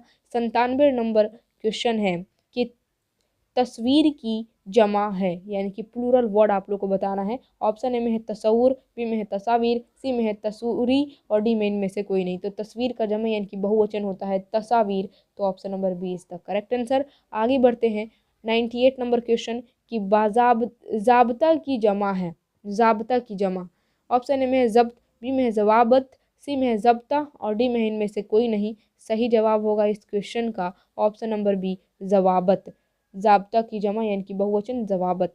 क्वेश्चन नंबर 99 की कफ का मानी है, तो इसका सही जवाब होगा ऑप्शन नंबर डी, इनमें से सभी। यानी कि कफ का मतलब बलगम भी होता है, हथेली भी होता है और फैन भी होता है, तो option number D is the correct answer. 100 number question कि झैल में साबका वाला लफ्ज़ कौन है, और यहाँ पर इसका जो है ना ऑप्शन नहीं दिया गया है, तो आप इस 100 नंबर क्वेश्चन को, क्योंकि यहाँ पर ऑप्शन नहीं दिया गया है तो खुद से मैं ऑप्शन दे दी हूँ, चलिए दे देती हूँ। साबका वाला लफ्ज़ की पहचान करनी है तो चलिए मैं दे देती हूँ अपने से, मतलब खुद से आप लोग को ऑप्शन दे देती हूँ अक्लमंद। ऑप्शन ए में है, बी में है, मैं बी में दे देती हूँ हौसला अफज़ा, ठीक है, हौसला अफज़ा, ठीक है। सी में देती हूँ मैं जहांगीर, जहांगीर, ठीक है। और डी में दे देती हूँ बा अदब। बताइए, ये 4 ऑप्शन है और इसमें से आप लोग को साबका लफ्ज़ की साबका लफ्ज़ की बताना है, यानी कि वैसा लफ्ज़ बताना है जिसमें साबका हो। तो आप देख सकते हैं ऑप्शन ए में, इसमें साबका दिखाई दे रहा है, नहीं, इसमें तो लाहका है, तो ऑप्शन नंबर ए नहीं होगा। 1 मिनट रुक जाए, जरा कलर में चेंज कर दूँ, ए तो होगा नहीं, ठीक है। हौसला अफज़ा, इसमें लाहका है, यानी कि बी भी नहीं होगा। जहांगीर, इसमें लास्ट में लाहका है गीर, तो ये भी नहीं होगा। जी हाँ, ऑप्शन नंबर डी हो जाएगा बिल्कुल सही जवाब, क्योंकि अदब के शुरू में जुड़ा हुआ है बा, यानी कि इसमें साबका है, तो इस वजह से option number A is the correct answer. तो ये मैं खुद से ऑप्शन बना दी, तो यहाँ पर ऑप्शन नहीं दिया था। तो चलिए यहाँ पर 100 तो क्वेश्चन कंप्लीट हो गया। अभी तक आप लोग वीडियो को लाइक नहीं किए हैं तो फटाफट लाइक तो कर दें और जितना ज़्यादा हो सके शेयर कर दें। चैनल पर अगर आप लोग नए नए आए हुए हैं तो चैनल को सब्सक्राइब कर लीजिएगा, ताकि नोटिफिकेशन आप तक सबसे पहले पहुँचे जब भी वीडियो अपलोड हो। तो अब देखिए यहाँ से क्वेश्चन जो स्टार्ट होगा, फिर से क्वेश्चन नंबर 1 से स्टार्ट होगा, ठीक है। तो देखिए सबसे पहला सवाल है कि मिर्ज़ा शौक का असल नाम क्या था। ऑप्शन ए में है मोहम्मद हामिद खान, बी में है तसद्दुक हुसैन खां, सी में है आगा अली खां और डी में है वाहिद अली खां। देखिए आप लोग थक मत जाइए, क्योंकि मैं आप लोगों के लिए इतना लगातार बोल रही हूँ, बिना रुके धड़ाधड़ धड़धड़ बोलते जा रही हूँ और ये सारा ऑब्जेक्टिव मैं आप लोगों को कंप्लीट करा रही हूँ। तो आप लोगों को भी वीडियो को स्किप नहीं करना है, बीच में से छोड़ कर नहीं जाना है, आप लोगों को अंत तक पूरा वीडियो को देखना है और हर एक ऑब्जेक्टिव क्वेश्चन पर कमांड करना है, ठीक है। आप लोगों को बिल्कुल भी नहीं थकना है, क्योंकि हम यहाँ पर आप लोगों के लिए, सोचिए, रोज़ा रहकर इतना मेहनत कर रहे हैं, रमज़ान का महीना चल रहा है, रोज़ा रहकर आप लोगों के लिए इतना मेहनत किया जा रहा है, और वो भी नहीं तो फ्री ऑफ कॉस्ट आप लोगों का जो है ना कंटेंट आप लोग की तैयारी कराई जा रही है। तो फिर इससे बड़ी बात क्या हो सकती है। आप लोग तो एटलीस्ट इतना तो कीजिए कि वीडियो को स्टार्टिंग से लेकर लास्ट तक बिना स्किप किए देखिए और हर एक पॉइंट को ध्यान से समझिए, ताकि हम लोगों का मेहनत जो है ना वो साकार हो, ठीक है। क्वेश्चन नंबर 1 का आंसर क्या होगा, इसका सही जवाब होगा option number B, Tasadduq Hussain Khan. Mirza Shauq का असली नाम यानी कि रियल नेम है तसद्दुक हुसैन खां। फटाफट आगे बढ़ते हैं। दूसरा क्वेश्चन कि मिर्ज़ा शौक की सन पैदाइश है, यानी कि ये किस सन में पैदा हुए हैं मिर्ज़ा शौक, जिनको शौक लखनवी भी कहा जाता है। तो इसका सही जवाब होगा ऑप्शन नंबर ए 1783। क्वेश्चन नंबर 3 है कि मिर्ज़ा शौक का ख़ानदानी पेशा क्या था। तो मिर्ज़ा शौक का ख़ानदानी पेशा था वकालत का, जी नहीं। ऑप्शन नंबर बी तबाबत का, यानी कि तिबाबत का इनका ख़ानदानी पेशा था। कभी कभी ऐसा होता है कि ऑप्शन में तिबाबत न देकर इलाज मुआलजा देता है, तो वो भी सही है। मतलब मिर्ज़ा शौक का ख़ानदानी पेशा जो था ना, वो ये डॉक्टरी का था, मेडिकल जैसे कि स्टोर वगैरह, ठीक है। मतलब तिबाबत का यानी कि डॉक्टर ये लोग थे, मतलब ख़ानदान में ये भी खुद डॉक्टर भी मिर्ज़ा शौक जो थे ना, ये भी खुद तिब यानी कि एक डॉक्टर थे। क्वेश्चन नंबर 4 है कि मिर्ज़ा शौक का इंतकाल कब हुआ। तो मिर्ज़ा शौक का इंतकाल हो गया था 1871। Option number C is the correct answer. Question number 5 है कि मिर्ज़ा शौक की मसनवी का नाम बताइए। ऑप्शन ए में कुतुब मुश्तरी, बी में फूलबन, सी में फ़रेब इश्क और डी में है सहरुल बयान। तो मिर्ज़ा शौक की मसनवी का नाम है फ़रेब इश्क। Option number C is the correct answer. Question number 6 है कि शौक लखनवी की पैदाइश कहाँ हुई। तो इनकी पैदाइश हुई थी लखनऊ में। नाम से ही क्लियर है, शौक लखनवी नाम क्यों लिखा गया है, क्योंकि इनका तखल्लुस है शौक और लखनऊ में पैदा हुए थे, तो शौक लखनवी के नाम से मशहूर हो गए। ठीक है, आगे बढ़ते हैं। नवाब मिर्ज़ा शौक के वालिद का नाम क्या था, यानी कि पिताजी का नाम बताना है, और इसका सही जवाब होगा आगा अली खां। ऑप्शन नंबर डी में ही दिख जा रहा है, धीरे से टिक कर देना है आप लोगों को। क्वेश्चन नंबर 8 है कि सर सैयद अहमद खां की पैदाइश कब हुई। तो इनकी पैदाइश हुई थी 1817 में। Option number B is the correct answer. अब मैं आप लोग को फास्ट करा रही हूँ, क्योंकि बहुत ही कम समय में हम लोग को सारा ऑब्जेक्टिव क्वेश्चन कंप्लीट करना है ना। थोड़ा सा वीडियो लंबा हो जाएगा, लेकिन सारा ऑब्जेक्टिव क्वेश्चन कंप्लीट करेंगे। लेकिन मैं पूरी कोशिश कर रही हूँ कि कम समय में, ज़्यादा वीडियो लंबा ना हो, कम समय में आप लोग को सारा ऑब्जेक्टिव कंप्लीट करा दूँ। देखिए क्वेश्चन नंबर 9 आप लोग के स्क्रीन के ऊपर आ चुका है कि सर सैयद के वालिदा यानी कि माँ का नाम क्या है। तो सर सैयद की माँ का नाम रहता है अजीज़ुन्निसा बेगम। ऑप्शन नंबर सी में दिख रहा है। आगे बढ़ते हैं। क्वेश्चन नंबर 10 है कि सर सैयद ने अलीगढ़ में कौन सा इदारा कायम किया। तो अलीगढ़ में ये कायम किए रहते हैं मुस्लिम यूनिवर्सिटी, जो कि आगे चलकर अलीगढ़ मुस्लिम यूनिवर्सिटी के नाम से मशहूर हुआ। ठीक है, अलीगढ़ मुस्लिम यूनिवर्सिटी कब कायम किया गया, यानी कि इसको कब स्थापित किया गया था। तो इसको स्थापित किया गया था 1878 में। अगला सवाल है कि अलीगढ़ मुस्लिम यूनिवर्सिटी का पुराना नाम क्या है, यानी कि यहाँ पर आप लोगों को पुराना नाम बताना है। स्टार्टिंग में जब इसको कायम किया गया था, तो स्टार्टिंग में इसका क्या नाम था। तो मोहम्मदन एंग्लो ओरिएंटल कॉलेज नाम था, याद रखिएगा। Option number B is the correct answer. 13 number question है कि आसारिल सनादीद किसकी तसनीफ़ है। तो आसारिल सनादीद जो है ना, ये जो तसनीफ़ है यानी कि क्रिएशन है, ये सर सैयद अहमद खां का ही है। तो option number C is the correct answer. Question number 14 है कि सर सैयद अहमद खां को सर का खिताब कब मिला था। तो इनको सर का खिताब मिला था 1878 में। फटाफट आगे बढ़ते हैं। इंग्लिस्तान से वापस आकर सर सैयद ने कौन सा रिसाला यानी कि कौन सा पत्रिका जारी किया। तो इसका सही जवाब क्या होगा। जी हाँ, इसका सही जवाब ऑप्शन नंबर डी तहज़ुबुल अखलाक। ठीक है, या फिर तहज़ुबुल अखलाक जो है ना, इस नाम का पत्रिका जो है ना, वो जारी किए थे सर सैयद अहमद खां।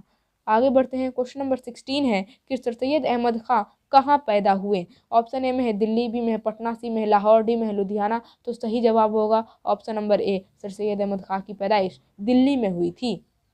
आगे बढ़ते हैं फटाफट। क्वेश्चन नंबर 17 है कि असबाब बगावत हिंद किसकी तसनीफ़ है। ऑप्शन ए में है मिर्ज़ा गालिब, बी में है कमर जहाँ, सी में है नज़ीर अहमद और डी में है सर सैयद अहमद खां। तो option number D is the correct answer, sir Syed Ahmad Khan. 18 number question है।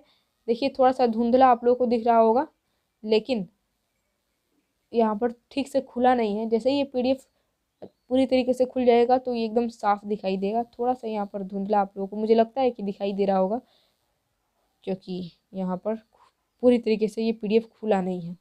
जी हाँ, देखिए अब खुल गया ना, तो एकदम साफ आप लोगों को दिख रहा होगा। 18 नंबर क्वेश्चन है कि 1862 ईस्वी में सर सैयद अहमद खां ने कहाँ पर साइंटिफिक सोसाइटी बनाई थी।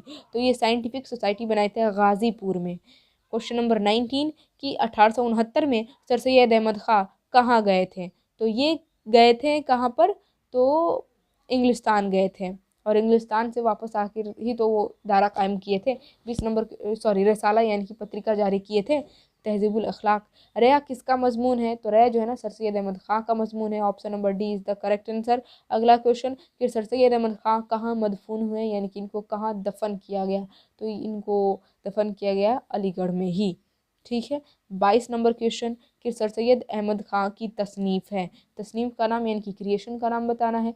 तो असारिल सनादीद, असबाब बगावत हिंद, रया, ये जो तीनों क्रिएशन है सर सैयद अहमद खां का ही है। तो इसी वजह से option number D is the correct answer सभी। ठीक है। क्वेश्चन नंबर 23 है कि गालिब की पैदाइश कब हुई थी। तो मिर्ज़ा गालिब की पैदाइश हुई थी 1797 ईस्वी को। मिर्ज़ा गालिब किस शहर में पैदा हुए। तो मिर्ज़ा गालिब की पैदाइश हुई थी आगरा में, यानी कि आगरा शहर में पैदा हुए। मिर्ज़ा गालिब के वालिद का नाम क्या था। तो मिर्ज़ा गालिब के वालिद का नाम था अब्दुल्लाह बेग। कौन से ऑप्शन में दिखाई दे रहा है। तो ऑप्शन नंबर बी में दिख रहा है। देखिए अब्दुल्लाह बेग, थोड़ा सा धुंधला दिखाई दे रहा होगा, देखिए अब साफ दिखने लगा होगा क्योंकि खुल गया पूरी तरीके से। पीडीएफ धीरे धीरे खुलता है, थोड़ा सा समय लेता है खुलने में, लेकिन कोई दिक्कत नहीं है। क्वेश्चन नंबर 26 है कि खतूत गालिब के एक मजमुआ का नाम बताइए। तो खतूत गालिब के एक मजमुआ का नाम है ऊद हिंदी। यहाँ पर थोड़ा सा कलर टाइप हुआ गया है। ऊद हिंदी इस तरह से लिखा जाता है, ऊद हिंदी। ठीक है, ऊद हिंदी। और दूसरे खतूत के मजमुआ का नाम है उर्दू मुअल्ला। ठीक है। तो खतूत गालिब यानी कि मिर्ज़ा गालिब के दो खतूत की किताब का नाम याद रखिएगा। पहला का नाम है ऊद हिंदी और दूसरा का नाम है उर्दू मुअल्ला। ये दोनों में से कोई ना कोई एक ऑप्शन में दिया रहेगा और आप लोग को टिक करना रहता है। क्वेश्चन नंबर 27 है कि शामिल निसाब ख़त में गालिब ने किसको मुखातिब किया है। तो वो मुखातिब किए रहते हैं अपने दोस्त सैयद करामत हुसैन हमदानी को। ठीक है, यानी कि ये ख़त लिखे रहते हैं सैयद करामत हुसैन हमदानी के नाम। क्वेश्चन नंबर 28 है कि मैंने वह अंदाज़ तहरीर ईजाद किया है कि मुरासला को मुकालमा बना दिया है। ये कौल जो है ना मिर्ज़ा गालिब का ही है। तो 28 का option number B is the correct answer. Mirza Ghalib का इंतकाल कब हुआ। तो इनका इंतकाल हो गया था 1869। Option number D is the correct answer 1869। ठीक है, फटाफट आगे बढ़ते हैं। क्वेश्चन नंबर 30 है कि गालिब का मज़ार कहाँ है। ऑप्शन ए में है आगरा, बी में है लखनऊ, सी में है दिल्ली और डी में है लाहौर। इसका सही जवाब होगा ऑप्शन नंबर सी, दिल्ली। ठीक है। क्वेश्चन नंबर 31 है कि शहबाज की पैदाइश किस सूबे में हुई। तो शहबाज की पैदाइश हुई थी बिहार सूबा में, यानी कि बिहार राज्य में। ठीक है। 32 नंबर क्वेश्चन है कि शहबाज की पैदाइश किस साल हुई। तो 1880 में हुई थी। तफरीहुल कुलूब के मुसन्निफ का नाम क्या है बताइए, यानी कि तफरीहुल कुलूब के लेखक का नाम आप लोग को बताना है। ऑप्शन ए में है कलीमुद्दीन अहमद, बी में है गालिब, सी में शहबाज और डी में है शिबली नमानी। सही जवाब option number C, Shahbaz is the correct answer. Shahbaz की वफ़ात कब हुई, यानी कि उनकी मौत कब हुई, ये आप लोग को बताना है। सही जवाब होगा option number B, 1908 is the correct answer. निसाब में शामिल ख़त में शहबाज ने अपनी बेटी को मुखातिब किया है, उस बेटी का नाम क्या है। तो उस बेटी का नाम रहता है सोगरा। तो option number D is the correct answer. फटाफट आगे बढ़ते हैं। मेहदी अफादी यूपी के किस शहर में पैदा हुए थे। तो वो पैदा हुए थे गोरखपुर में। तो सही जवाब क्या होगा option number B, Gorakhpur. Mehdi Afadi का असल नाम क्या था, यानी कि रियल नेम आप लोगों को बताना है और सही जवाब ऑप्शन नंबर ए होगा, मेहदी हसन। 38 नंबर क्वेश्चन है कि मेहदी अफादी ने कितनी शादियाँ की थी। तो याद रखिएगा इनकी 3 शादियाँ हुई थी, मैं आप लोगों को बताई भी थी। मेहदी अफादी ने ज़ेर इंसाब ख़त में किसको मुखातिब किया है, यानी कि किसके लिए ख़त लिखे हैं। तो ये मकबूल अहमद समदानी के नाम ख़त लिखे रहते थे। तो option number B is the correct answer. Mehdi Afadi को उर्दू के अलावा और किस ज़ुबान में महारत हासिल थी। तो उर्दू के अलावा ये अंग्रेज़ी में महारत रखते थे। तो ऑप्शन नंबर ए हो गया बिल्कुल सही जवाब, इंग्लिश। 41 नंबर क्वेश्चन है कि नज़ीर अहमद की पैदाइश कब हुई। तो इसका सही जवाब option number B, 1836। 42 number question है कि तोबतल नसूह किसका नाविल है। तो आप लोगों को पता होगा ये बहुत ही इंपॉर्टेंट क्वेश्चन है। इसका सही जवाब ऑप्शन नंबर सी, नज़ीर अहमद। नज़ीर जाल से रहता है, नज़ीर अहमद। ठीक है। 43 नंबर क्वेश्चन है कि नज़ीर अहमद के पहले नाविल का नाम क्या है। जाल से रहेगा नज़ीर। ठीक है। नज़ीर अहमद के पहले नाविल का नाम आप लोगों को बताना है और उनके पहले नाविल का नाम है मिरातुल उरूस। क्वेश्चन इस तरह से भी पूछ सकता है कि क्वेश्चन इस तरह से पूछेगा कि उर्दू के पहले नाविल निगार कौन है, तो याद रखिएगा वो नज़ीर अहमद ही है। और उर्दू का पहला नाविल तो मिरातुल उरूस, क्योंकि पहले नाविल निगार नज़ीर अहमद है, तो ये जो भी नाविल लिखे होंगे वही तो पहला नाविल कहलाएगा ना। तो मिरातुल उरूस ये उर्दू का पहला नाविल है। नज़ीर अहमद ने किसकी तालीम व तरबियत के लिए नाविल लिखे, तो वो अपने बेटियों की तालीम व तरबियत के लिए नाविल लिखे रहते हैं। तो option number C is the correct answer. Nazir Ahmad का इंतकाल कब हुआ, तो उनका इंतकाल हो गया था 1910 ईस्वी में। नज़ीर अहमद की पैदाइश यूपी के किस ज़िले में हुई थी, तो उनकी पैदाइश यूपी के बिजनौर ज़िले में हुई थी। तो option number D is the correct answer. Nida Fazli की पैदाइश कब हुई, तो उनकी पैदाइश हुई थी 1965 ईस्वी में। निदा फाजली ने अपनी नज़मों में समाज के किस तबके के मसाइल को उभारा है, तो कमज़ोर तबके के मसाइल को उभारा है। तो ऑप्शन नंबर सी हो जाएगा बिल्कुल सही जवाब। क्वेश्चन नंबर 49 है कि शामिल निसाब नज़्म बिजली का खंबा के शायर कौन है, यानी कि जो कविता है बिजली का खंबा, इसके शायर लिखने वाले कौन है, तो वो है निदा फाजली। नज़्म बहुत आसान थी पहले, इसके शायर कौन है, तो इसके भी शायर निदा फाजली ही होंगे। ठीक है, निदा फाजली का इंतकाल कब हुआ, तो इनका इंतकाल देखिए, ना तो ऑप्शन नंबर ए होगा, ना तो बी होगा, ना तो डी होगा, ना तो सी होगा, ऑप्शन नंबर डी इनमें से कोई नहीं इज़ द करेक्ट आंसर। ठीक है, 52 नंबर क्वेश्चन है कि अदब के पहचान के मजमून निगार कौन है, यानी कि लिखने वाले कौन है, तो इसका सही जवाब 52 का option number A doctor Abdul मुगनी। ठीक है, क्वेश्चन नंबर 53 है कि अदब के पहचान किस तरह का मजमून है, अदब की जो पहचान है, ये जो मजमून है, ये किस तरह का मजमून है, तो ये तनकीदी मजमून है। 54 नंबर क्वेश्चन है कि अब्दुल मुगनी कब पैदा हुए, तो इनकी पैदाइश हुई थी 1934 में। 55 नंबर क्वेश्चन कि इनमें अब्दुल मुगनी की किताब कौन सी है, ऑप्शन ए में है खुशबू, बी में है अब हयात, बी में है जादू एतदाल और डी में है उर्दू तनकीद पर एक नज़र। तो इसका सही जवाब होगा ऑप्शन नंबर सी जादू एतदाल जो है ना, ये अब्दुल मुगनी का किताब है।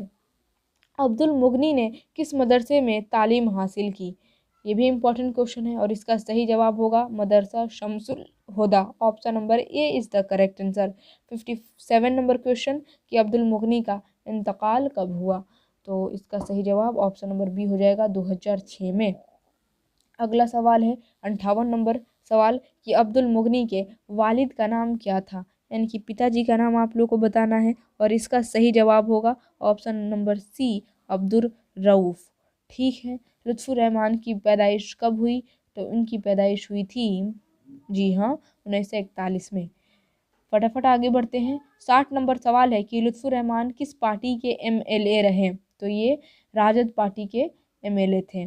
ड्रामा की तकमील का लाजमी अंसुर क्या है, यानी कि ड्रामा के लिए सबसे ज़्यादा ज़रूरी क्या है, तो वो है स्टेज। स्टेज के बिना आप ड्रामा दिखा ही नहीं सकते हैं। लुत्फ़ुर रहमान का कौन सा मजमून आपके निसाब में शामिल है, तो लुत्फ़ुर रहमान का जो मजमून है उर्दू ड्रामा निगारी और आगा असर, यही हमारे निसाब में यानी कि सिलेबस में है। तो option number B is the correct answer. फटाफट आगे बढ़े। क्वेश्चन नंबर 63 देखिए कि लुत्फ़ुर रहमान के वालिद का नाम क्या था, यानी कि पिताजी का नाम आप लोग को बताना है और इसका सही जवाब होगा option number C Abdul Ghafoor. फ़रार किसका अफसाना है, तो फ़रार जो है ना, ये डॉक्टर मोहम्मद मोहसिन का अफसाना है। तो 64 का option number B is the correct answer. ठीक है, फटाफट आगे बढ़ते हैं अगले क्वेश्चन की तरफ। 63 का ऑप्शन नंबर सी मैं बताई थी ना, जी हाँ सी, और 62 का भी हो गया। चलिए, क्वेश्चन नंबर 65 है कि डॉक्टर मोहम्मद मोहसिन की पैदाइश कब और कहाँ हुई, तो इनकी पैदाइश हुई थी 1910 ईस्वी को पटना में। डॉक्टर मोहम्मद मोहसिन किस मौजू पर महारत रखते थे, तो डॉक्टर मोहम्मद मोहसिन जो है ना, वो नफ्सियात पर उनको महारत हासिल थी, यानी कि साइकोलॉजी में उनको महारत हासिल थी। और इनफैक्ट डॉक्टर मोहम्मद मोहसिन जो थे वो नफ्सियात यानी कि साइकोलॉजी के प्रोफेसर भी थे। बड़ा ही मज़ेदार सब्जेक्ट होता है साइकोलॉजी। क्वेश्चन नंबर 67 है कि डॉक्टर मोहम्मद मोहसिन का इंतकाल कब हुआ, तो इसका सही जवाब होगा ऑप्शन नंबर बी 2002 में डॉक्टर मोहम्मद मोहसिन का इंतकाल हो गया था। नफ्सियाती ज़ाविये के मुसन्निफ़ का नाम क्या है, ऑप्शन ए में है डॉक्टर मोहम्मद मोहसिन, तो जी हाँ ऑप्शन नंबर ए ही हो जाएगा डॉक्टर मोहम्मद मोहसिन। अफसाना फ़रार का मरकज़ी किरदार कौन है, यानी कि मेन कैरेक्टर, तो वो है Mahmood, option number B. 70 number प्रश्न है कि सैयद मोहम्मद मोहसिन का मशहूर व मकबूल अफसानवी मजमुआ का नाम क्या है, तो उस मशहूर व मकबूल अफसानवी मजमुआ यानी कि कहानी का किताब का नाम याद रखना है अनोखी मुस्कुराहट है। आगे बढ़ते हैं सैयद मोहम्मद मोहसिन ने अपने अहलिया के साथ हज का फरीज़ा कब अदा किए थे? तो वो हज का फरीज़ा अदा किए थे 1973 में। ठीक है, अगला क्वेश्चन देखिए। 72 नंबर प्रश्न है कि सैयद मोहम्मद मोहसिन का इंतकाल कहाँ हुआ? तो उनका इंतकाल हो गया था दिल्ली में। सैयद मोहम्मद मोहसिन एमए किस यूनिवर्सिटी से पास किए थे? तो वो एमए पास किए थे पटना यूनिवर्सिटी से। सैयद मोहम्मद मोहसिन कब किस सदर शोबे नफ्सियात मुकर्रर हुए? यानी कि यहाँ पर पूछा जा रहा है कि सैयद मोहम्मद मोहसिन जो है ना, वो कब जो साइकोलॉजी का डिपार्टमेंट था वहाँ के सदर यानी कि प्रेसिडेंट बनाए गए? तो ऑप्शन नंबर सी 1953 में। सैयद मोहम्मद मोहसिन की एक शेरी मजमुआ का नाम आप लोगों को बताना है, और इसका सही जवाब ऑप्शन नंबर सी ज़ख्म के फूल, ये शायरी का किताब है। सैयद मोहम्मद मोहसिन किस मजमून से बीए ऑनर्स का इम्तहान पास किए? तो नफ्सियात यानी कि साइकोलॉजी। डॉक्टर मोहम्मद मोहसिन के वालिद का नाम क्या है? तो उनके वालिद का नाम Syed Mohammad Rashid. Option number A ही हो जाएगा सही जवाब। डॉक्टर मोहम्मद मोहसिन अपनी मुलाजमत से कब सुबुकदोश हुए, यानी कि कब रिटायर हुए नौकरी से? तो 1974 में ये रिटायर हुए थे। अहमद फराज की पैदाइश कब हुई? 79 नंबर क्वेश्चन, और इसका सही जवाब option number B 1933। Ahmad Faraz की पैदाइश कहाँ हुई? तो अहमद फराज की पैदाइश हुई थी, याद रखिएगा, पेशावर में। तो इसका सही जवाब ऑप्शन नंबर बी हो जाएगा। ठीक है, क्वेश्चन नंबर 81 की तरफ बढ़ते हैं। देखिए थोड़ा सा यहाँ पर 1-2 सेकंड लगेगा, अभी खुल जाएगा, आप लोग टेंशन नहीं लीजिए। तो ये पूरा खुलता नहीं है, थोड़ा सा लेट होता है क्योंकि ओरिजिनल ये है ना, इसी वजह से। कोई बात नहीं है, देखिए खुल गया। अपनी मौत से चंद माह पहले अहमद फराज बिहार के किस शहर में आए थे? तो अपनी मौत से कुछ माह पहले यानी कि चंद माह पहले जो है ना, कुछ महीने पहले ये आए थे दरभंगा में, बिहार के दरभंगा में। ठीक है, जिस गज़ल में रदीफ ना हो उस गज़ल को क्या कहते हैं? उस गज़ल को गैर मुरद्दफ कहा जाता है। दक्कन के किस शायर के ज़रिए उर्दू गज़ल शुमाल में पहुंची? याद रखिएगा, वली दक्कनी। वली दक्कनी ऐसे शायर जिन्होंने उर्दू गज़ल को शुमाल तक पहुंचाया था। इसी वजह से वली दक्कनी को शुमाल और जुनूब के दरमियान पुल की तरह भी तस्वुर किया जाता है। ठीक है, यानी कि पुल की तरह माना जाता है। ठीक है, तो आई होप आप लोग को समझ में आ गया होगा। आगे बढ़ते हैं। क्वेश्चन नंबर 84 है कि अहमद फराज किस यूनिवर्सिटी में लेक्चरर हुए थे? तो ये पेशावर यूनिवर्सिटी में ही लेक्चरर हुए थे। अहमद फराज का इंतकाल कब हुआ? तो इनका इंतकाल हो गया था 85 का, ऑप्शन नंबर बी 2009 में। आर्यभट्ट का ताल्लुक किस दौर से था? तो आर्यभट्ट का ताल्लुक गुप्त दौर से यानी कि गुप्त अहद से था। ऑप्शन नंबर ए हो जाएगा बिल्कुल सही जवाब। और गुप्त अहद को सुनहरा दौर भी कहा जाता है, ये भी याद रखना है। इरफान सिद्दीकी कब और कहाँ पैदा हुए? तो इसका सही जवाब होगा 87 का, ऑप्शन नंबर ए 1939 बदायूं में। अगला सवाल है कि मौलवी इकराम अहमद शाद सिद्दीकी अपने अहद के सरसैयद समझे जाते थे। यह इरफान सिद्दीकी के कौन थे? तो वो दादा थे। ऑप्शन नंबर ए डायरेक्ट आंसर टिक कर दीजिए। 89 नंबर क्वेश्चन कि आर्यभट्ट की पैदाइश कहाँ हुई? ऑप्शन ए में है बिहार, बी में है झारखंड, सी में है उड़ीसा और डी में है आसाम। तो इसका सही जवाब option number A Bihar is the correct answer. 90 number question है कि नसीम का पूरा नाम क्या था? तो उनका पूरा नाम था दयाशंकर नसीम, पंडित दयाशंकर नसीम। तो option number C is the correct answer. शायरी में नसीम किसके शागिर्द थे? नसीम जो थे ना, वो आतिश के शागिर्द थे। नसीम का इंतकाल कब हुआ? तो नसीम का इंतकाल हो गया था 1945 में। और थोड़ा सा यहाँ पर आप लोग वेट करेंगे, बस 1 मिनट, अभी खुल जाने वाला है। ठीक है, बस मैं ये कहना चाहती हूँ, अब बस ज़्यादा क्वेश्चन नहीं बचा हुआ है। अब हम लोग अपने मंजिल के बहुत ज़्यादा करीब हैं, तो आप लोगों को यहाँ पर वीडियो को छोड़कर कहीं दूसरी जगह जाने की ज़रूरत नहीं है। पूरा कंप्लीट वीडियो देखिए और सारे ऑब्जेक्टिव क्वेश्चन पर कमांड कीजिए। ठीक है, देखिए खुल गया। क्वेश्चन नंबर 93 है कि बाल व ज्ञान कांग्रेस 2008 ईस्वी हिंदुस्तान के किस शहर में मुनाक़द किया गया था? तो ये जो कॉन्फ्रेंस हुआ था 2008 ईस्वी में हिंदुस्तान के शहर दीमापुर में। तो कौन से ऑप्शन में दिखाई दे रहा है दीमापुर? जी हाँ, ऑप्शन नंबर सी में दिखाई दे रहा है। धीरे से टिक कीजिए। आगे बढ़ते हैं। कमर जहाँ का ताल्लुक सूबा बिहार के किस ज़िले से है? तो इनका ताल्लुक समस्तीपुर से है। देखिए समस्तीपुर लिखा गया, समस्तीपुर रहेगा, समस्तीपुर। ठीक है। कटी हुई शाख किसका अफसाना है? तो कटी हुई शाख जो है ना, ये कमर जहाँ का अफसाना है। Option number B is the correct answer. Qamar Jahan का ताल्लुक किस यूनिवर्सिटी से है? तो कमर जहाँ का ताल्लुक जो है ना, वो भागलपुर यूनिवर्सिटी से है। उसी तरीके से अगला क्वेश्चन है कि भीमराव अंबेडकर हिंदुस्तान में किस ओहदे पर फायज हुए, तो वो वजीर कानून के ओहदे पर फायज हुए थे। अगला क्वेश्चन है कि बेदी की पैदाइश किस शहर में हुई थी, तो राजेंद्र सिंह बेदी इनकी पैदाइश हुई थी लाहौर में। ठीक है। चकबस्त की वफ़ात कब हुई, तो चकबस्त जो थे इनकी वफ़ात हो गई थी 1926। Option number C is the correct answer. Last question है 100 नंबर, हालांकि अभी ग्रामर का भी ऑब्जेक्टिव होगा, तो ये आप कह सकते हैं चैप्टर का लास्ट क्वेश्चन है। परवेज़ शादी के वालिद का नाम क्या था, तो इसका सही जवाब option number C Syed Ahmad Hussain is the correct answer. अब यहाँ पर थोड़ा ग्रामर का भी ऑब्जेक्टिव हम लोग देख लेते हैं, थोड़ा सा वेट करें, रुक जाएं। जी हाँ, यहाँ से अब ग्रामर का ऑब्जेक्टिव स्टार्ट होगा, थोड़ा सा आप लोग वेट करेंगे तो अभी खुल जाएगा ये पीडीएफ। थोड़ा धीरे धीरे खुल रहा है, बहुत लंबा पीडीएफ है इसी वजह से, देखिए। और हाँ, इसका जो है ना ये पीडीएफ आप लोग को टेलीग्राम पर भी डाल दिया जाएगा, तो अगर आप लोग टेलीग्राम से जुड़े हुए हैं तो बहुत अच्छी बात है। ज्ञापन एंट्रेंस एकेडमी जो यूट्यूब चैनल का नाम है वही टेलीग्राम चैनल का नाम है। अगर आप लोग नहीं जुड़े हैं तो जुड़ जाइए, ये पीडीएफ आप लोग को वहीं पर डाल दिया जाएगा, आप लोग आराम से डाउनलोड करके प्रैक्टिस कर लीजिएगा, ठीक है ना। चलिए, तो ये 40 उर्दू ग्रामर का ऑब्जेक्टिव क्वेश्चन है। सबसे पहला सवाल है कि कौन सा जुमला सही है। महमूद ने पतंग फाड़ डाला, बी में है महमूद ने पतंग फाड़ डाली, और सी में है महमूद पतंग फाड़ डाला, और डी में है इनमें से कोई नहीं। तो इसका सही जवाब ऑप्शन नंबर बी, महमूद ने पतंग फाड़ डाला, क्योंकि महमूद ने पतंग फाड़ डाला ये तो होगा नहीं, महमूद ने पतंग फाड़ डाली, लास्ट में डाली रहेगा, महमूद ने पतंग फाड़ डाली, यही हो जाएगा। Option number B is the correct answer. Mahmood पतंग फाड़ डाला ये भी गलत हो जाएगा, और खैर ऑप्शन नंबर डी तो होगा ही नहीं।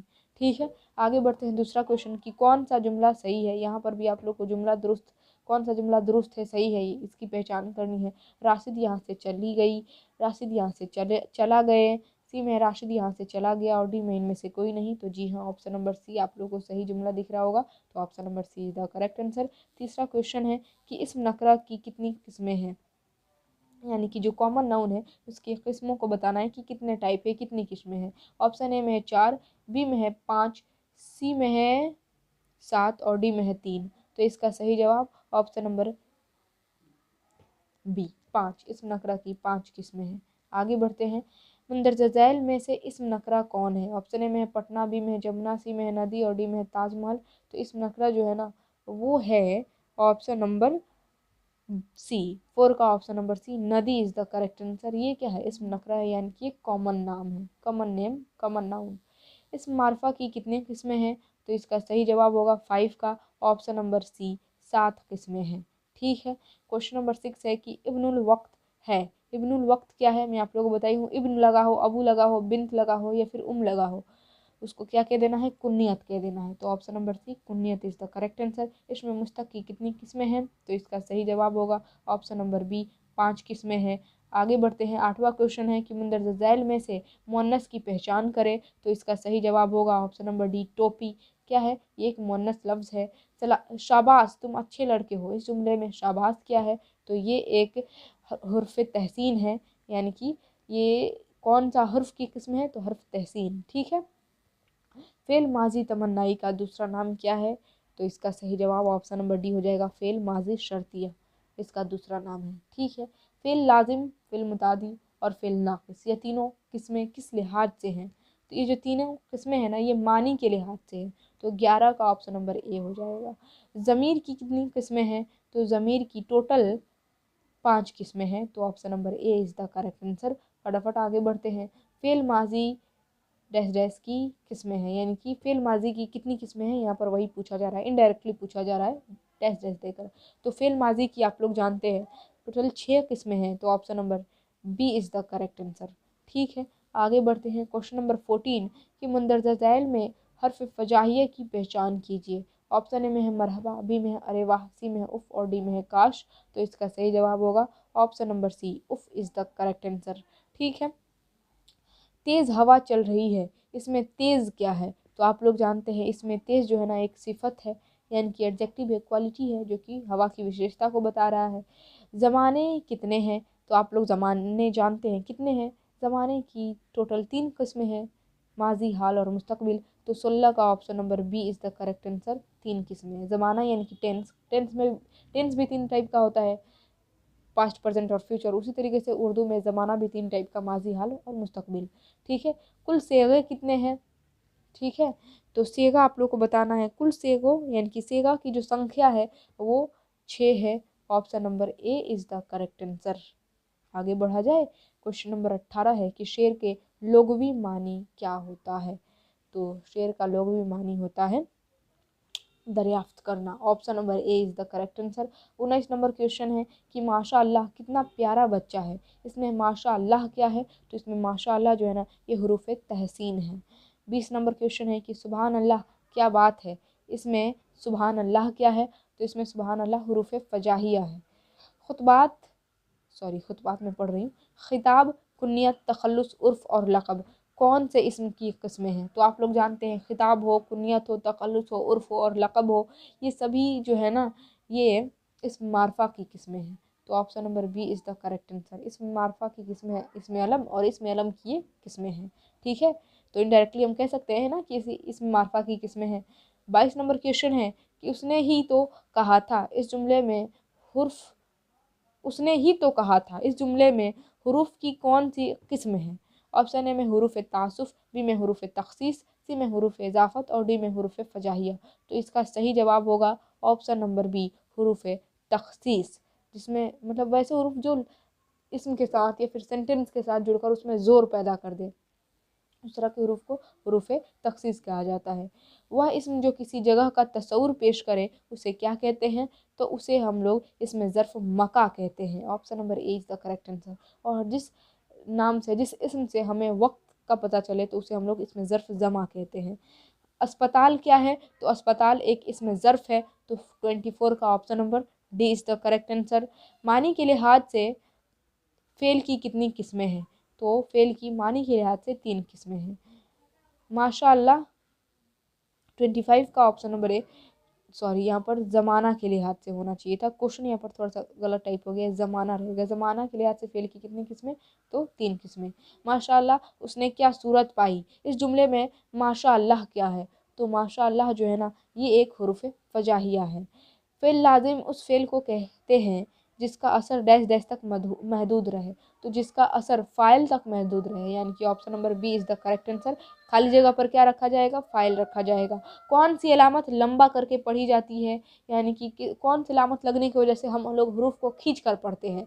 तो इसका सही जवाब होगा ऑप्शन नंबर सी, मद लग जाने की वजह से हम लोग किसी भी हर्फ को खींच कर पढ़ते हैं, यानी कि लंबा करके पढ़ते हैं। जब किसी लफ्ज़ में कोई हर्फ 2 बार पढ़ी जाती है तो उस पर कौन सी अलामत लगती है? तो उस पर तशदीद लगता है। तशदीद जो है ना ये लग जाता है किसी भी हर्फ के ऊपर तो हम लोग उसको 2 बार पढ़ते हैं। जज़म का दूसरा नाम क्या है? तो जज़म का दूसरा नाम है सुकून। तो option number A is the correct answer. साबका की मिसाल है रूह अफ़ज़ा, ये तो होगा नहीं। फ़ायदेमंद ये भी नहीं होगा। जहांगीर ये भी नहीं होगा। Option number A is the correct answer. ला इल्म, क्योंकि इसी में साबका ला लगा हुआ है। ठीक है, आँखों में धूल झोंकना मुहावरे का मतलब है। तो आँखों में धूल झोंकना मुहावरे का मतलब होता है धोखा देना, आप लोग जानते भी होंगे। जहाँ जुमला ख़त्म होता है तो इलामत कौन सा लगता है? तो इलामत लगता है ये वाला, ऑप्शन नंबर यही हो जाएगा। इस तरह हम लोग लास्ट में लगा देते हैं ना, जैसे कि लास्ट में जहाँ जुमला ख़त्म होता है उसमें इलामत लगाते हैं। यहाँ पर ये सेंटेंस ख़त्म हो गया तो लास्ट में से थोड़ा छोटा सा डैश दे देते हैं। जुमला की कितनी किस्में हैं? ठीक है, यहाँ पर है तो इस तरह थोड़ा सा डैश दे देंगे, मतलब कि जहाँ पर सेंटेंस कोई ख़त्म हो जाए, जुमला ख़त्म हो जाए तो हम लोग ये वाला अलामत लगाते हैं, इस तरह डैश। इस अलामत का नाम है ख़ात्मा। ठीक है, ख़ात्मा डैश इस तरह थोड़ा सा दे देते हैं, इसी को क्या कहते हैं? हम लोग ख़ात्मा कहते हैं। आगे बढ़ते हैं। 34 नंबर क्वेश्चन है कि जुमला की कितनी किस्में हैं? तो जुमला की टोटल 4 किस्में हैं। Option number C is the correct answer. ज़बर का दूसरा नाम क्या है? तो ज़बर का दूसरा नाम है फ़तह। ज़बर को फ़तह बोली, बातें किए। ज़बर बोली, फ़तह बोली, बातें किए। और ज़ेर को कसरा भी कहा जाता है। ठीक है, और जिस हर्फ के ऊपर ज़बर लगता है उसको हम लोग मफ्तूह कहते हैं। ठीक है, आगे बढ़ते हैं। क्वेश्चन नंबर 36 है कि जिस हर्फ पर जज़म लगा हो उस हर्फ को क्या कहते हैं? तो जिस हर्फ पर जज़म लगा हो उसे हम लोग मजज़ूम कहते हैं। Option number C is the correct answer. 37 number question है कि मुंदरजा झैल में से मुज़क्कर की निशानदही कीजिए, यानी कि पुलिंग लफ्ज़ को आप लोग को बताना है। पुलिंग यानी कि मुज़क्कर लफ्ज़ की पहचान करनी है। तो ऑप्शन नंबर ए बचपन हो जाएगा इसका सही जवाब। Option number A he is the correct answer. ठीक है, तो ए हो गया बिल्कुल सही जवाब। आगे बढ़ते हैं अगले सवाल की तरफ।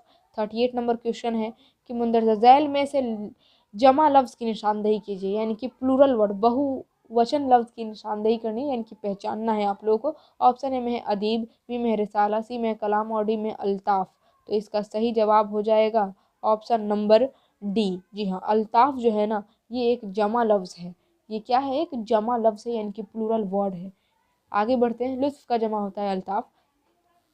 क्वेश्चन नंबर 39 है कि का, की, के यह अलामतें हैं। का, की और के, ये जो अलामतें हैं ये किसकी अलामतें हैं?